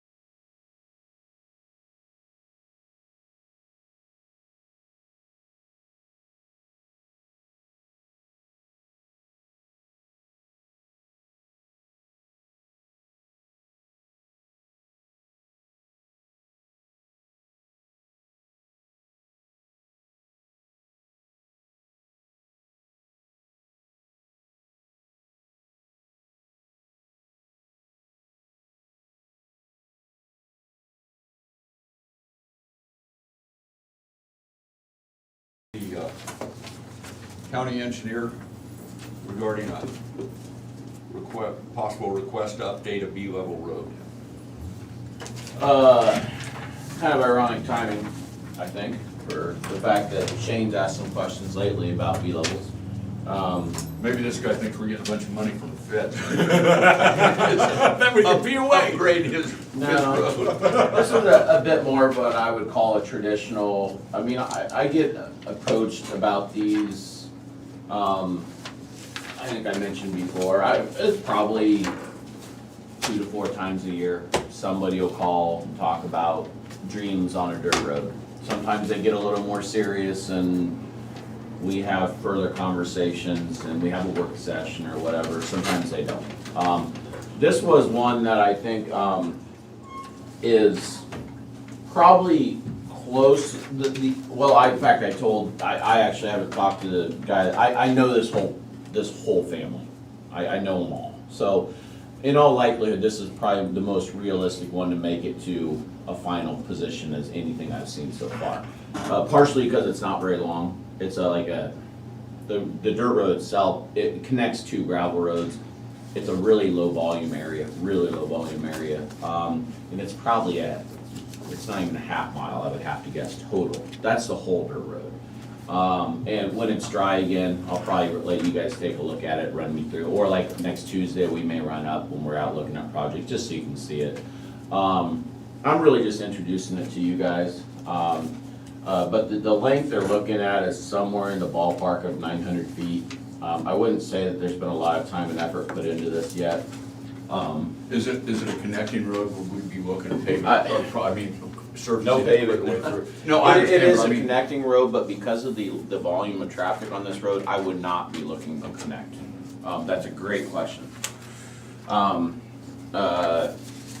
red, this is just off of GIS, so you can't, the dimension is not anything set in stone or anything.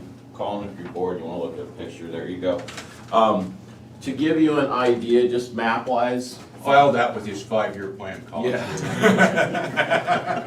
That's not nice at all. Not nice. I'm gonna lick all the door handles so you get monterey coated. Something's wrong with him. Okay, Mediapolis, right here. Just to give you an idea for big picture, this is right there. So it's just east, northeast, a little bit of Mediapolis, just to give you a picture view, big picture view. I'm gonna try to meet with them out on site. What it is, you'll see on that aerial, that red line, that's roughly the length.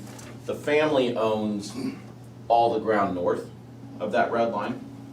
That would be this. Right here, yep. Then it's a neighbor, obviously, that owns to the south, that field, agricultural field. So they will need to talk. These lines are the parcels though, right? So, Yeah, I mean, those are the this- parcel lines.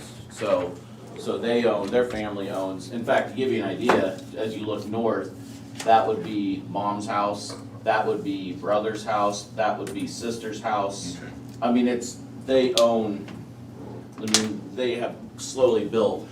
Again, I graduated with the youngest of the kids, so I know the whole family. Is this that,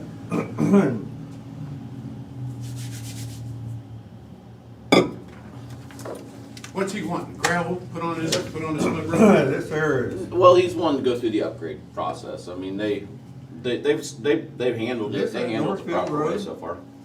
No, Northfield isn't over towards Mediapolis closer. They have Northfield would to be pay. right over here. Oh, we'd have to look at the. So- well, who lives there? It's work property. Do you know Dan Work? Yeah. You know K Work? Oh, yeah, they have to.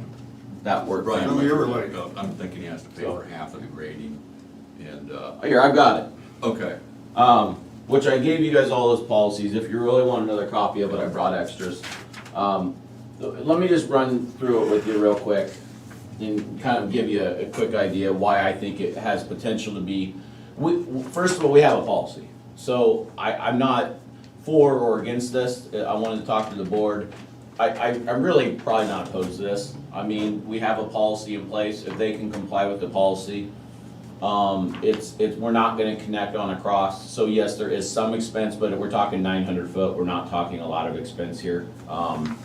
It would come on to the program as a blue road in our rocking program. So, you know, again, every other year, like anything else, the other road by their main, it's a dead end road that runs back to their mom's house and their brother, that's a blue road also. So in the big picture, we're not talking, you know, this isn't a mile long or something like that. So the first thing they would do if they get serious enough about this is do a petition to the Board of Supervisors. So I'm introducing this to you ahead of that process, so it's not a blind side if it were to come in a petition. And no different than we would in any other process, we'll assist them with that petition. It'll be pretty basic. It'll have a, you know, we'd like to start into the process of upgrading X number road for X amount of feet, that kind of a thing. They will probably, my recommendation to them already is to do some legwork up front, go talk to the neighbors, because they're gonna need their right of way. And we won't condemn for right of way on this kind of a project. So they'll need the landowner to give the right of way, because it's only a 33-foot road and it has to be a 66-foot road. That's mandatory as part of our policy. What if they were gonna give you the 33-foot on their side? They could do it, it would cost more in grading, and I would have to approve that as an option. Okay. It is addressed in here, so I'll just kind of start through the policy. I'm just gonna summarize overall. I didn't think this was too bad of an idea, because Shane did bring up some questions on this subject, and I was able to leave him a policy, but he missed the meeting, and so I really didn't get a chance to go through it very well, so we'll just skim through it real quick, just quick summary. Written petition, there's the first highlight. This is no different than any other legwork I would do. We have had work sessions exactly like this where somebody asked about doing something on a dirt road like this. This isn't anything new. Ultimately, then the auditor puts it on the agenda, and I'll get, you know, if we get to that point, we'll go with Terry, but the auditor puts it on the agenda and you hold a public hearing about the notice. And you come out of the public hearing and you vote to approve the petition or not. So, and to be honest with you, Is it kind of like the same process as vacating a road? yeah, except for Public it's hearing. less. It's less because there's no advertisement. I mean, it's just a public hearing on a petition on a, so we'd probably create a petition, I think I'd have to look at it, how the land is worded. I don't know if it's trust or whatever, but it would come from the owner of that land at the time. It wouldn't, this is the mom's daughter and her husband looking to build a house, so anyway, we get into those details, but ultimately, the board would accept a petition probably during a board meeting or receive a petition, then it'd go on to an agenda the following week for a hearing. And to be honest with you, the only way I would let a petition in all likelihood come to a hearing would be as long as I know up front the board's, at least we have a 1-in-1 split where one's not sure. I'm not gonna tell somebody to waste their time on a petition if the board were to say hell no. I mean, that's a waste of everybody's time. So, now, in these situations where if somebody else came to something with me, this happened actually. We had somebody come and wanted to build up in this, different area, north of Mediapolis. They wanted to, if you guys remember, I don't know if you guys were here or not, but there was a guy from the ethanol plant that bought 20 acres up on top. It was on a dirt road, up a steep grade, across the bridge. And he bought the property already. And just gonna snap his fingers and build a house. Well, he didn't like my answers. I said, here, I'll mail you the policy. And he didn't like that. Well, then immediately the next answer in their thing, I'll just rock the road and handle it myself, which we will allow, but it's still a dirt road. I mean, it's in our world of policies, it's still a dirt road. We're not gonna plow snow to it. We will plow snow on them occasionally, but it's our very, very, very last priority. I mean, You're not gonna treat it like you. yeah, whatever, just- exactly. And, he didn't like that. Well, what ultimately happens is then if the mortgage company or if you're taking out a loan to build a house or anything, if they catch any wind at all that it's a lower level quality road, or if they drive to the site obviously or whatever else it is, they immediately start asking the person that's looking at doing the loan, or if it's a local bank for a construction loan, what about fire response and stuff like that? We're loaning you this money, we want some guarantee that it's protected and stuff. That's typically And that's where that situation went. He ran into issues on that front. The other issue was that he had a bridge between him and the gravel road. Well, that bridge wasn't gonna get any better anytime soon. He said, well, what if the bridge goes posted or whatever? And that bridge can go all the way down to 3 tons. In fact, to be honest with you, on a dirt road, there's always a possibility someday it goes closed until we have the money to replace it, you know? So I mean, what about Jared, you know, with land development? How does that process work out when you're dealing with houses building on roads that we don't service? Because when it comes to safety, how does that flush out? I don't get it. You can, in Des Moines County, outside of the 2-mile area, you can build wherever you want, however you want. Okay. I built my house and built an 800-foot driveway myself back to it. It's my job to make sure that my 800-foot driveway is passable for an ambulance to get back to my house. It's But on it's his like own Brian said, property, so. the bank, when they go to loan you the money, is gonna ask how the fire trucks or anything get to it. Yeah, so I mean, the answer to your question is I'm sure those are things I know those are things that Jared brings up with people. And I get regular questions, not about upgrading dirt roads, but about will the county take this over? I get that question all the time.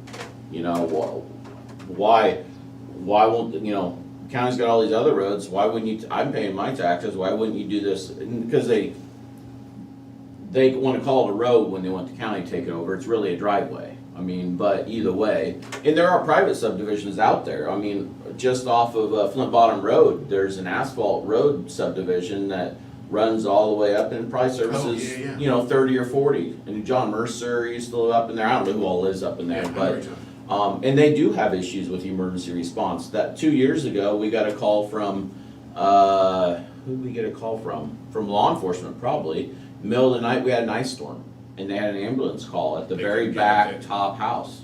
And I won't send my equipment on the private I can't send my equipment on the private property. And I don't know what they did.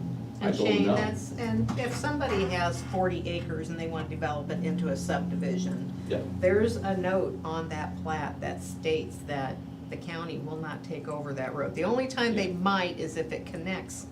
No, we road. won't take Won't over even do that anything. anymore? No. Okay, because no. I thought at one time there was discussion that. There might have been discussion, but it's never happened. Okay, so, but anyway, it's on the plat. Yeah, I mean, They maintain their own The roads. process is thorough enough, and regional planning does a good job. And of course, Terry used to do it. Those conversations are discussed throughout, so there's never really a gray area. Sometimes that very first contact, they kind of have these pie in the sky dreams, and so you say, oh, well, I know what you're thinking, but that's not the way we do it in Des Moines County, and bluntly, most counties don't. But, you know, from here on, this is your situation. So you wanna go out the gravel road or dirt road or paved road, here's your situations and scenarios. What I most frequently get actually is people that wanna go, their parents or their family or whatever, or there's an auction coming up, those generate a lot of interest.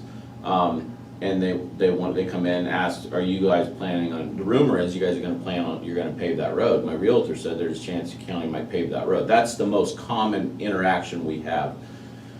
And I, sometimes out loud, sometimes in my head, I laugh. And I'm like, well, that's really positive thinking, but He's really cavalier. I'm gonna be really honest with you, that you're far from the first person, but whoever's telling you that's not being honest with you.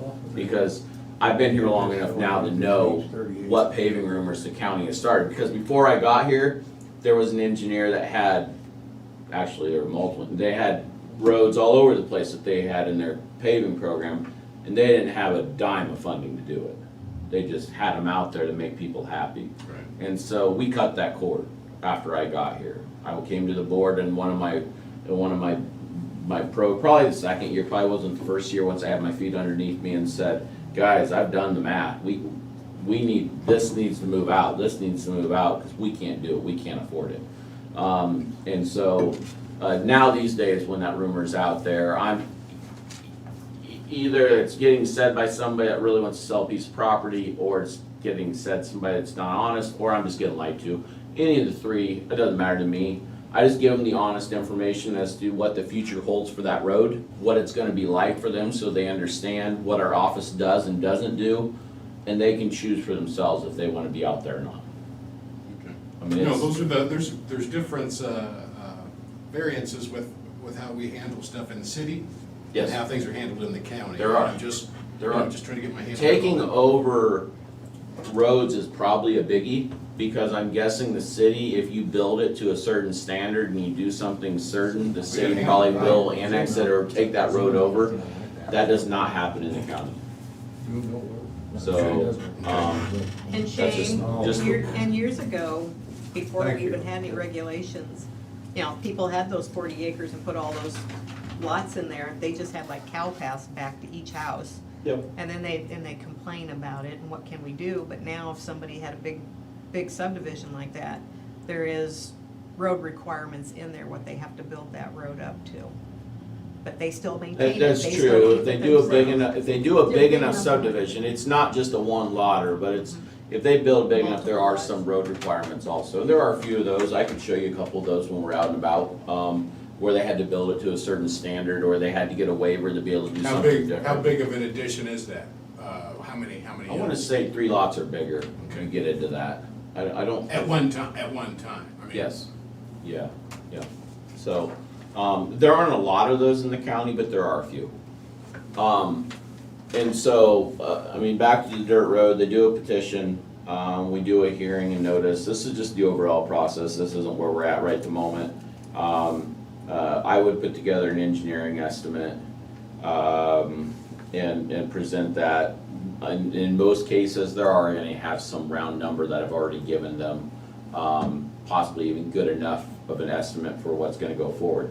Some other cases, we actually send the surveyor out and do more of a survey and get a little more a better idea of what we're talking. So in this case, I don't know that that would be the thing. The only thing we would use a surveyor in this case for is just to look at drainage and make sure we get water running the right way. Okay.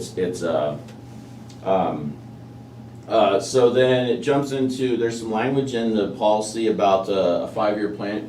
Would you guys like the policy? I brought extra copies if you'd really like it. I've got it. You want it? I got it. Did you Here, put it on my here, I desk? got it right here. I said I had one. I'll save you the walk. Pop one over here too, Brian. Yeah. I thought you'd have it memorized. I'm a little disappointed. Would Well- you like one, Mr. Rogue? You got it. Remember Terry, when- would you like one?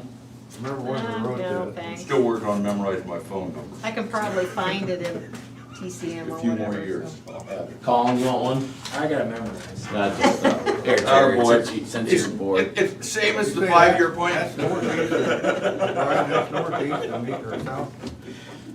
And he's got a quick link to it on his laptop, so that if he ever wants to go to it in a hurry, and check out a particular paragraph, he can find it. Seriously, your tablet's down. It's right over here. Yeah. I don't know how to get your thing to go there. Well, Sorry. Okay, so then there's language about the 5-year plan. The reason for this paragraph in the plan is because obviously on a larger scale project, we wanted people to realize that we need to work it into our budget. But we did want to acknowledge that there were smaller opportunities out there that could fit into a regular operating budget. So the very first, in fact, almost the entire paragraph about the 5-year plan has to do with getting it put into the 5-year program. But then the very last line, which would fit this situation, small projects can be accomplished in shorter timeframes at the engineer's discretion. That's what this fits. This is that situation. 900 foot, we're not talking about a lot of money. How And much then time are we talking on something like that?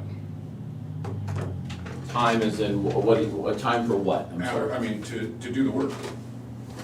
Well, let's go through the rest of this, that'll answer some of the time question. The question of time is that it's really, on a smaller project with less money, it could be almost immediate unless we're in some sort of a budget crunch at that particular time. Because we have 50% of the cost on a couple different areas of this type of project. Road department has 50% of the cost. A bigger project, new hog building down a half mile of dirt road, So, you know, maybe that's a big enough rock cost and big enough grading cost that one needs to go in the program, and it could be a year out, just depending on when it can fit in. I mean, you're still probably talking pretty small potatoes compared to a lot of the projects we do, but I don't just leave 50 grand or 100 grand laying around for something random either. So, now, if somebody came in and said, we need to do these hog buildings, we need it right away, they had full support from the board, and the board said, make this happen, Brian, we don't care how you do it, then we'll take the money from something, we'll do it. I mean, ultimately, the board has that control and has that final say.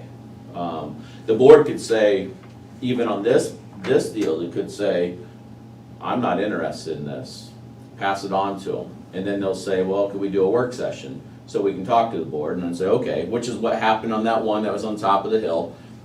I told them all this stuff. I said, I'm not sure that ultimately in the end, I would actually advise the board to approve this because of the bridge, because of the hill, because the hill was gonna be a maintenance problem and some of that sort of stuff. Again, it was really short though.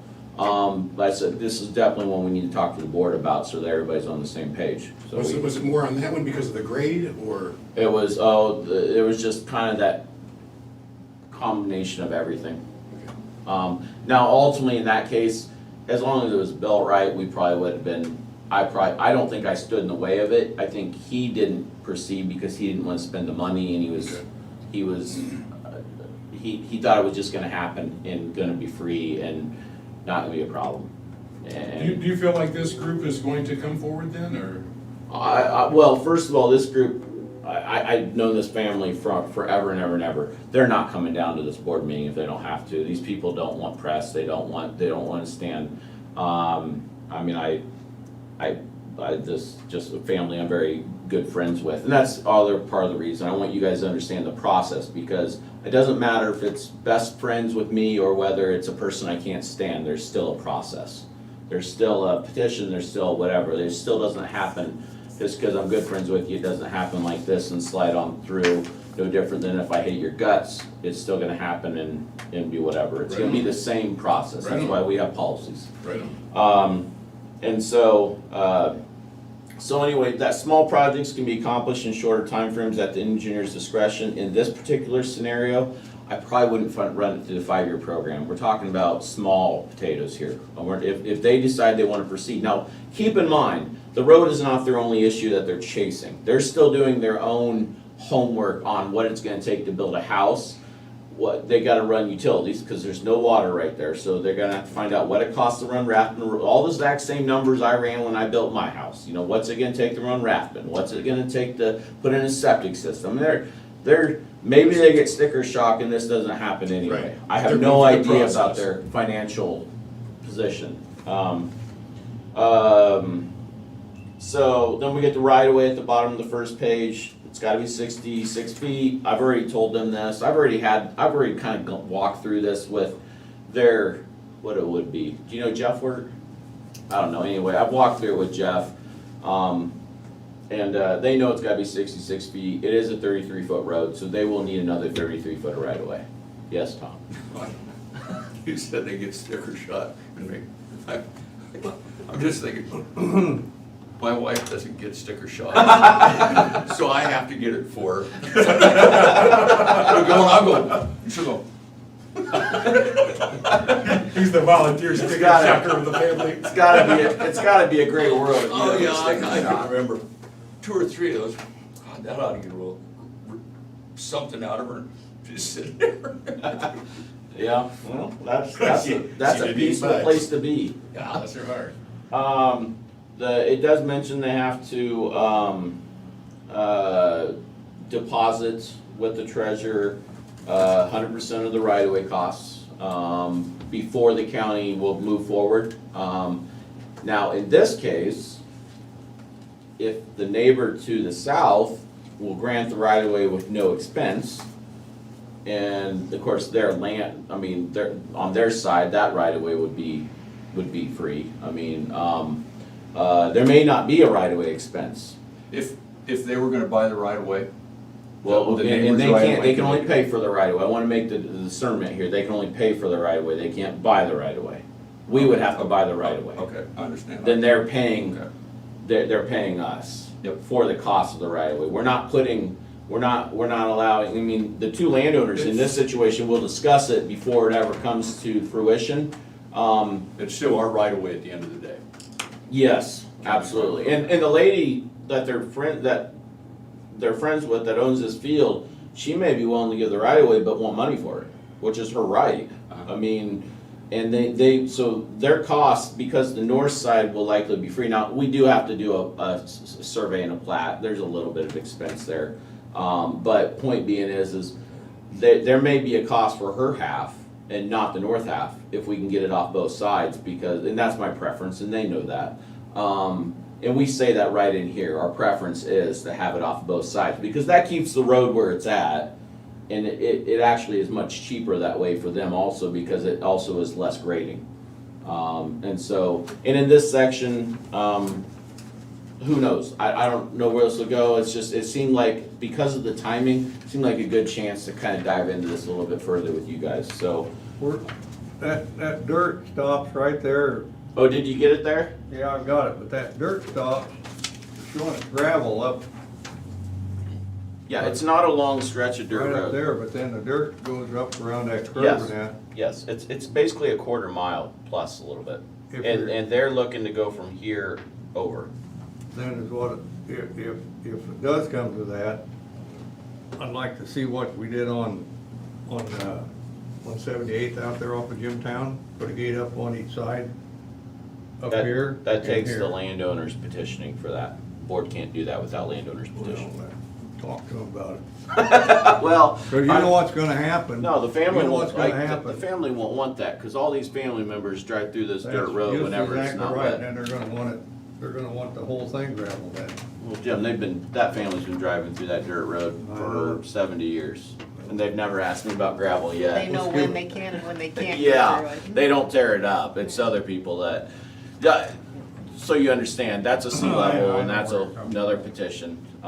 Now, here's the other thing, who knows, but the lady that owns that property to the south Yeah, also owns that pond, you see that pond there to the west of it? She owns that too, so she actually owns the rest of the ground along the road. Maybe her kids are in her ear, and maybe she says, hey, if I give all this right away, would you guys upgrade this whole dirt road? And that's a different conversation, we probably have a follow-up work session, so I let you know what's going on. But to give you an idea, we're only dealing with two landowners here. It's the neighbor to the south who owns everything else, literally everything else, and then them, the works. who's the landowners It's a Campbell, Marilyn Campbell maybe? Marlin? No, I don't think it's Marlin. Marlin, oh, well, I think okay, it's a that would be Maryland. Merlin's widow, Okay, Darwin. or Darwin? Darwin's widow, Marilyn, yeah. And Thank you. I do believe that Darwin was family friends with these folks too. Yeah. So I'm not surprised there's a relationship there. They said that their mom is good friends with hers, so. So, anyway, 66-foot right of way. 33-foot needed extra, preferably on both sides. It'll require a plat. We'd have our surveyor do the field work and a land surveyor would sign the plat and blah, blah, blah. And so it's doable. If there's any cost, they have to deposit it with the treasurer. I need to get with the treasurer because we haven't gone through this process before, but they would need to do that up front. Flip to page 2 on the policy. The whole top is still about right away. I do want to point out, for Shane's purposes, 66 foot is the minimum. If somebody wanted to go plop a house down in the middle of a mile-long dirt road, or at the dead end of a mile-long dirt road, and it's hilly and windy and got 4 culverts underneath it and everything else, we will go in and design it to what our standards are. This is flat as a pancake with no crossroad culverts other than at the intersection. So 66 is going to be just fine. But if you get into drainage and you get into hills and you're looking at safety and can a fire truck really make it back here if we leave this the way it is? Because the dirt road obviously is just a whole different standard of driving. They may need 100 foot of right of way. I mean, Years ago, not years ago, 4 years ago, Randy Weingart approached us about paving, extending a paved road to a subdivision he has. And we actually, one of our stipulations, we went and did a full design on, and he was gonna have to pay for additional right-of-way as part of the project, because we just couldn't fit the road in 66 foot, we needed more. So that's, I just wanna point that out, that's a minimum. But when a situation like that happens, we're gonna cover our 66 feet, we're gonna cover the minimum, and then the, No, they're gonna cover everything beyond whatever's there. well, I don't mean we're gonna cover, well, They would have to wouldn't that be pay that for we're any 50/50? new. Okay, I thought that was a, No, right-of-way is 100% landowner. okay, I'm getting right away confused. You're fine, Okay, that's, okay. that's why it's a I great got you. question. I got you. Right-of-way is 100% landowner. Okay. The reason it's written that way is that when we wrote this policy and came up with it, we needed something to give people guidance. We did not have a good policy up until this went in. We needed something to say, okay, it was becoming frequent enough that we just needed to say, this is something for you to see and follow. The thought or the feeling was that the taxpayers of Des Moines County should not be on the hook for buying right-of-way if the county's not pursuing the project and there's not something beneficial to the county as a whole, which is obviously determined somewhat by the engineer's opinion, obviously, but, so the right-of-way itself is, the extra right-of-way cost-wise is on the landowner. The petitioner would be probably the better way to put it. So if you're Gabelines, or you're Derbyshires, or you're whatever, and you wanna go put a hog building down this came up years ago, down a half-mile road, and you own the north side, and the person on the south side owns the rest, and they're like, well, we'll give you right-of-way, but we don't really like you, so we want twice as much money. That's the way it is. And if they want it to happen, they'll pony up. I mean, there's some side negotiations here that we don't get in the middle of, because what we won't do is we will not go in and we will not go condemn right away off a neighboring landowner just so somebody can rock the road. Right on. That's not the way we play. Right on. We've only condemned one guy one time in 17 years I've been here. That's why I got elected. Thanks, bud. Yeah, that's a long story, but, that wasn't really our doing. But anyway, so 6 foot, let's go into geometrics real quick, that's just kind of the layout of the road. It just says the estimate will include all the phases, it'll have grading, drainage, surfacing, obviously we're talking rock here. So in this situation, you're talking grading, you're talking one crossroad culvert, probably, although I haven't looked at it that in depth, and you're talking rock, okay? But are the main three components. It's a pretty basic location. I want to point out though, this is not for this situation, Shane, but I want to point it out to you. Under number 2,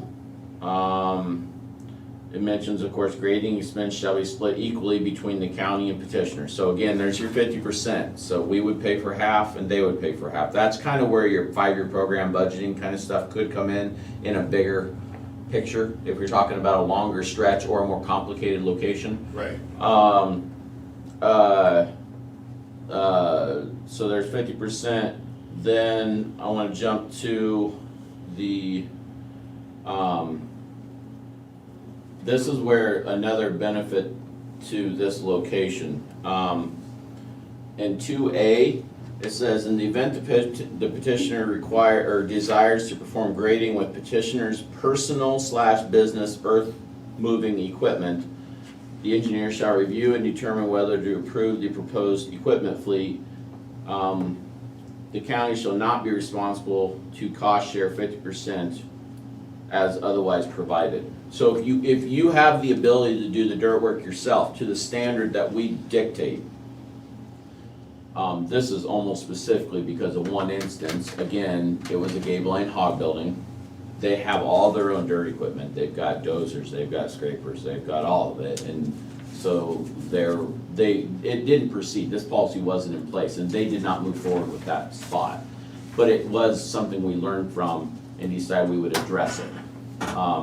Because here's what happens, if you lose, if you let somebody go do their own grading, but then allow them to give you a bill, and depending on the honesty of that person on the other side of that bill, guess what you're gonna help pay for? You're gonna help pay for their half of their rock. You know what I'm saying? That won't, that you're not, you might be dealing with the most honest people in the world, but you may not be. So what we basically said is if you have the equipment, and I agree, as a county engineer, I look at what you have, and I believe that you, and I see that you are capable of doing it to the standard that we're gonna set. You know, we want this road with these ditches and everything else, that's fine. You're gonna save money because it's not gonna be a bid or a contracted out job. So you're not gonna be paying that half of that, but you're gonna eat your cost. During this process, what, you guys check it after, or do you check it throughout the process to make sure that, I mean, how does? We would probably, Well, I mean, we would yeah, it's not probably like be you're there doing it, but- throughout. We'd probably be there throughout. I mean, it's gonna be a county road. We have the utmost interest in making sure it's done right. So in this case, this is another reason why I think this could be the most likely candidate to be the first to happen. Do you guys know Jerry Edel? Another name. Um, Anyways, Does a lot of dirt work. Jerry Edel is one of the best small-time dirt guys around. I mean, flat out, he does mostly, he's a two-man crew mostly. He and a cousin of his, and he's got a couple dozers, he's reputable, he's done work for the county, he's good. A farmer needs something done, odds are they're gonna call Jerry and at least get an estimate, if not have him do the work. I mean, there are others, but Jerry Edel would be his brother-in-law, and he lives right down that dead-end road, right beside it. So he's gonna be doing So that. point being is they could go to Jerry and say, hey, this summer, once the crops are in, you can't be in building terraces and stuff for farmers and all that sort of stuff, or building a pond, whatever, would you do this? You know, what are you gonna do for family? Well, they all get along, there's no disharmony in this family, so odds are is Jerry's probably gonna do the work. I'm kind of reading into the crystal ball, but I would have to believe it. So in all odds, we probably won't have a cost for grading, and they're probably gonna owe him a case of beer and cover his diesel costs, if I had to guess. I mean, and again, we are also not talking about, we're talking 900 foot. I mean, my driveway in my house was 800 foot. And I can tell you, I had a contractor come do it, and at that time, which was 14, 15 years ago, it cost me $5,000, I wanna say off the top of my head. So, I see the possibility that Jerry will probably do this for them. We would still oversee the construction. Now, obviously, there is a trust and a working relationship with them. If it was a situation where they've got a blown up D6 sitting out back that they're claiming they're gonna try to get a motor rebuilt in, but other than that, they've got a garden tractor and a whatever, no, we're not gonna let you come build a road. So, situations that you just, so point being is here, in all likelihood, there probably isn't much for grading costs to us because that's probably getting done by a family member. We would basically put up road close signs. I mean, that's probably for him to do the work. So I wanted to kind of talk through all that. We would, before this happened though, before Jerry Edel went in with dirt work and everything else, we would go out, we'd do a survey of the site, we'd come up with at least a rough design in AutoCAD, so we could go out with our surveyor and just give him, okay, here's the width of our road, here's where the ditches need to be, here's the cuts for the drainage, that kind of thing. Because we still want it built, but we want water to flow in the proper way. You guys might remember, but just north or just south of Mediapolis, there were two bridges. Actually, if you take the gypsum plant road and instead of going to the gypsum plant, you go the other way.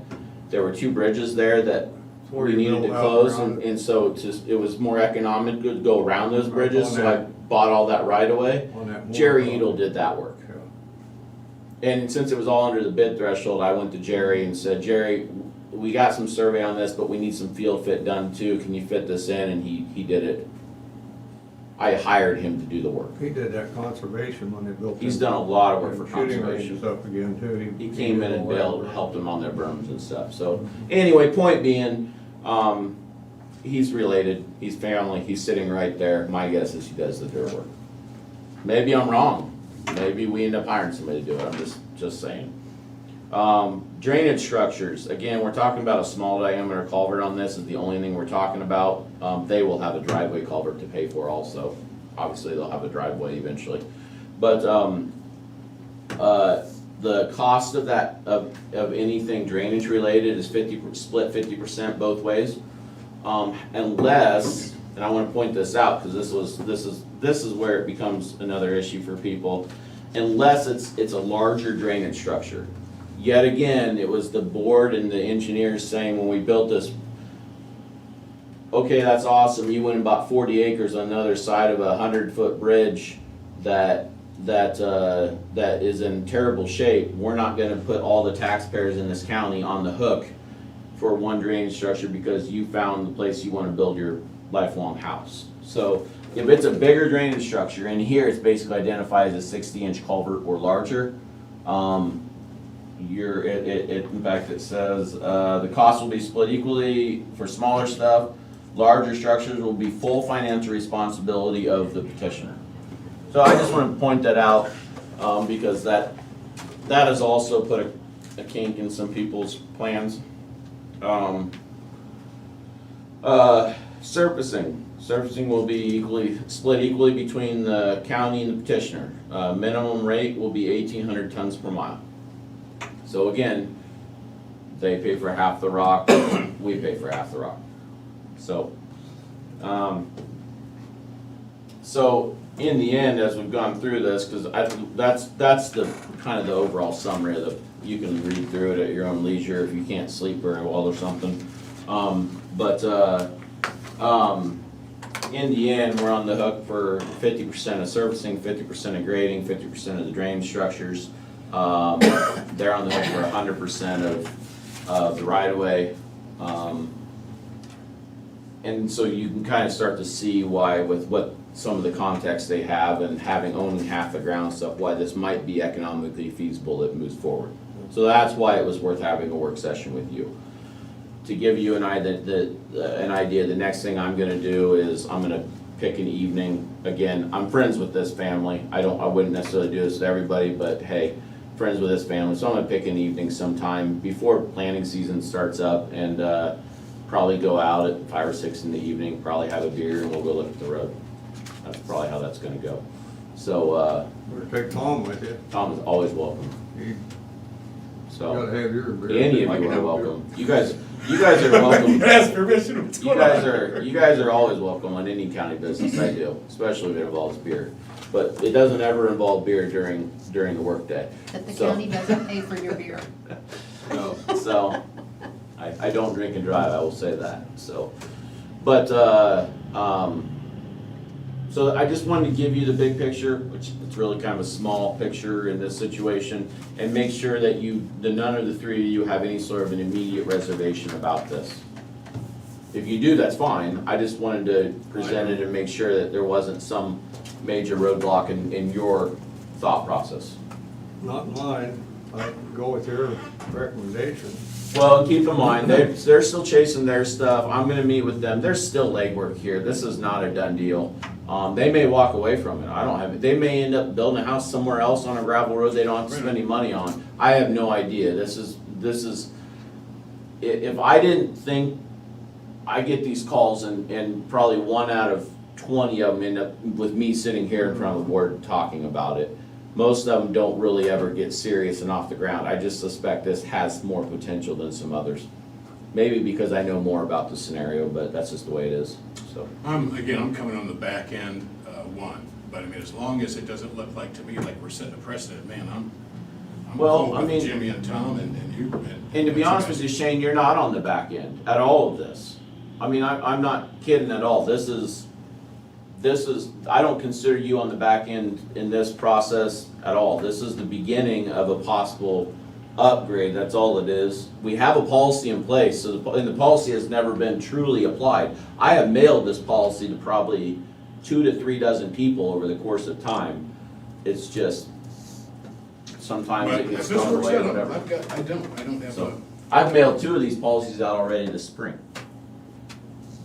So, I mean, we've got a policy, and as long as there's nothing about this particular application that creates problems for the county, and it doesn't look like it does. yeah. So, I mean, good enough, when I know more, I'll keep you guys, you know, apprised of things as they move along, if they're gonna move along. I would let you know, obviously, before a petition lands on the agenda, just so you know it's coming. And it may or may not, time will tell. I may not hear back from them about this particular subject for 3 months, for all I know. They may spend that long They're going through the deciding if they wanna process. do it. Yeah. So, When are we going for when are we taking our drive? After next week? we'll do it right next after the, meeting? right after the meeting next week. Okay. Yep, probably be, Jim's gotta do bus route that afternoon, but we'll probably end up either capping it with lunch, or we'll probably end up driving for a couple hours and capping it with lunch. That's probably how that'll go. Just, and it'll probably be showing you future, but it'll also show you current. Cool. So, I mean, what there is to look at current.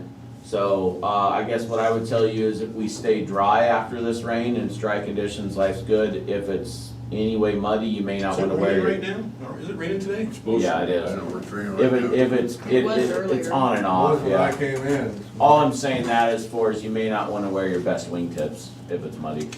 Remember when Amy wore the high heels? Yes, I do. That's the story that everybody talks about. She went, Talking about you like a dog. anyway, oh yeah, she went immediately down. That was on Mediapolis Road at the box. Yes, he talked about you, man. So, Poor choice of footwear. yeah, not a lot of, spread out support on that, heel. So, anyway, yeah, that'll be Tuesday, so we'll do that. I'll have a packet to give you that day. It'll have a map with it. It'll have a color-coded program with it. And we'll just talk things through. It'll be a stop, go, drive, talk questions. Just, well, what do we do? Why would we do this? Stuff that you just are trying to, in your head, it's gonna be like, okay, here's what I'm used to at the city, what are we doing here, kind of a thing. I There'll mean, be an emergency number on it. Call if Brian gets stuck on one of these B-level roads. And he's had us thinking a couple We of times. haven't been stuck on a B-level road. We were close. We get stuck when we got Sometimes nervous. the gas pedal is your friend. And when he stops, watch where you get out. I'll remember that. So, I ended but, up- My ankle's in a bunch of mud. Did you? well, it does happen. We do tend to make mud on our projects. So, Oh, but we're we'll property probably hit the tax. 99 bridge, and then we'll also hit the Flint Bottom project as close as we can get to it, so you can kind of see that progress there. And then we will hit some of the future stuff also, which is some of it's up 99. So it'll be a big loop through the county. We may look at this depending on the conditions, just so you get a better feel what it looks like, where it's at. And anything else that comes to mind, we'll cruise by and take a look. Sweet. So it will take some of your time. It'll take, if you're done at 10, it'll probably take 2 or 3 hours. We'll probably be back by 1:30, somewhere in there. Give Jim enough time to get back to his bus route.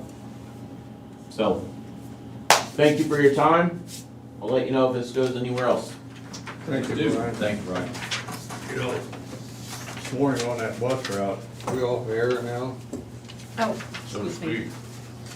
Huh? That one. He said, So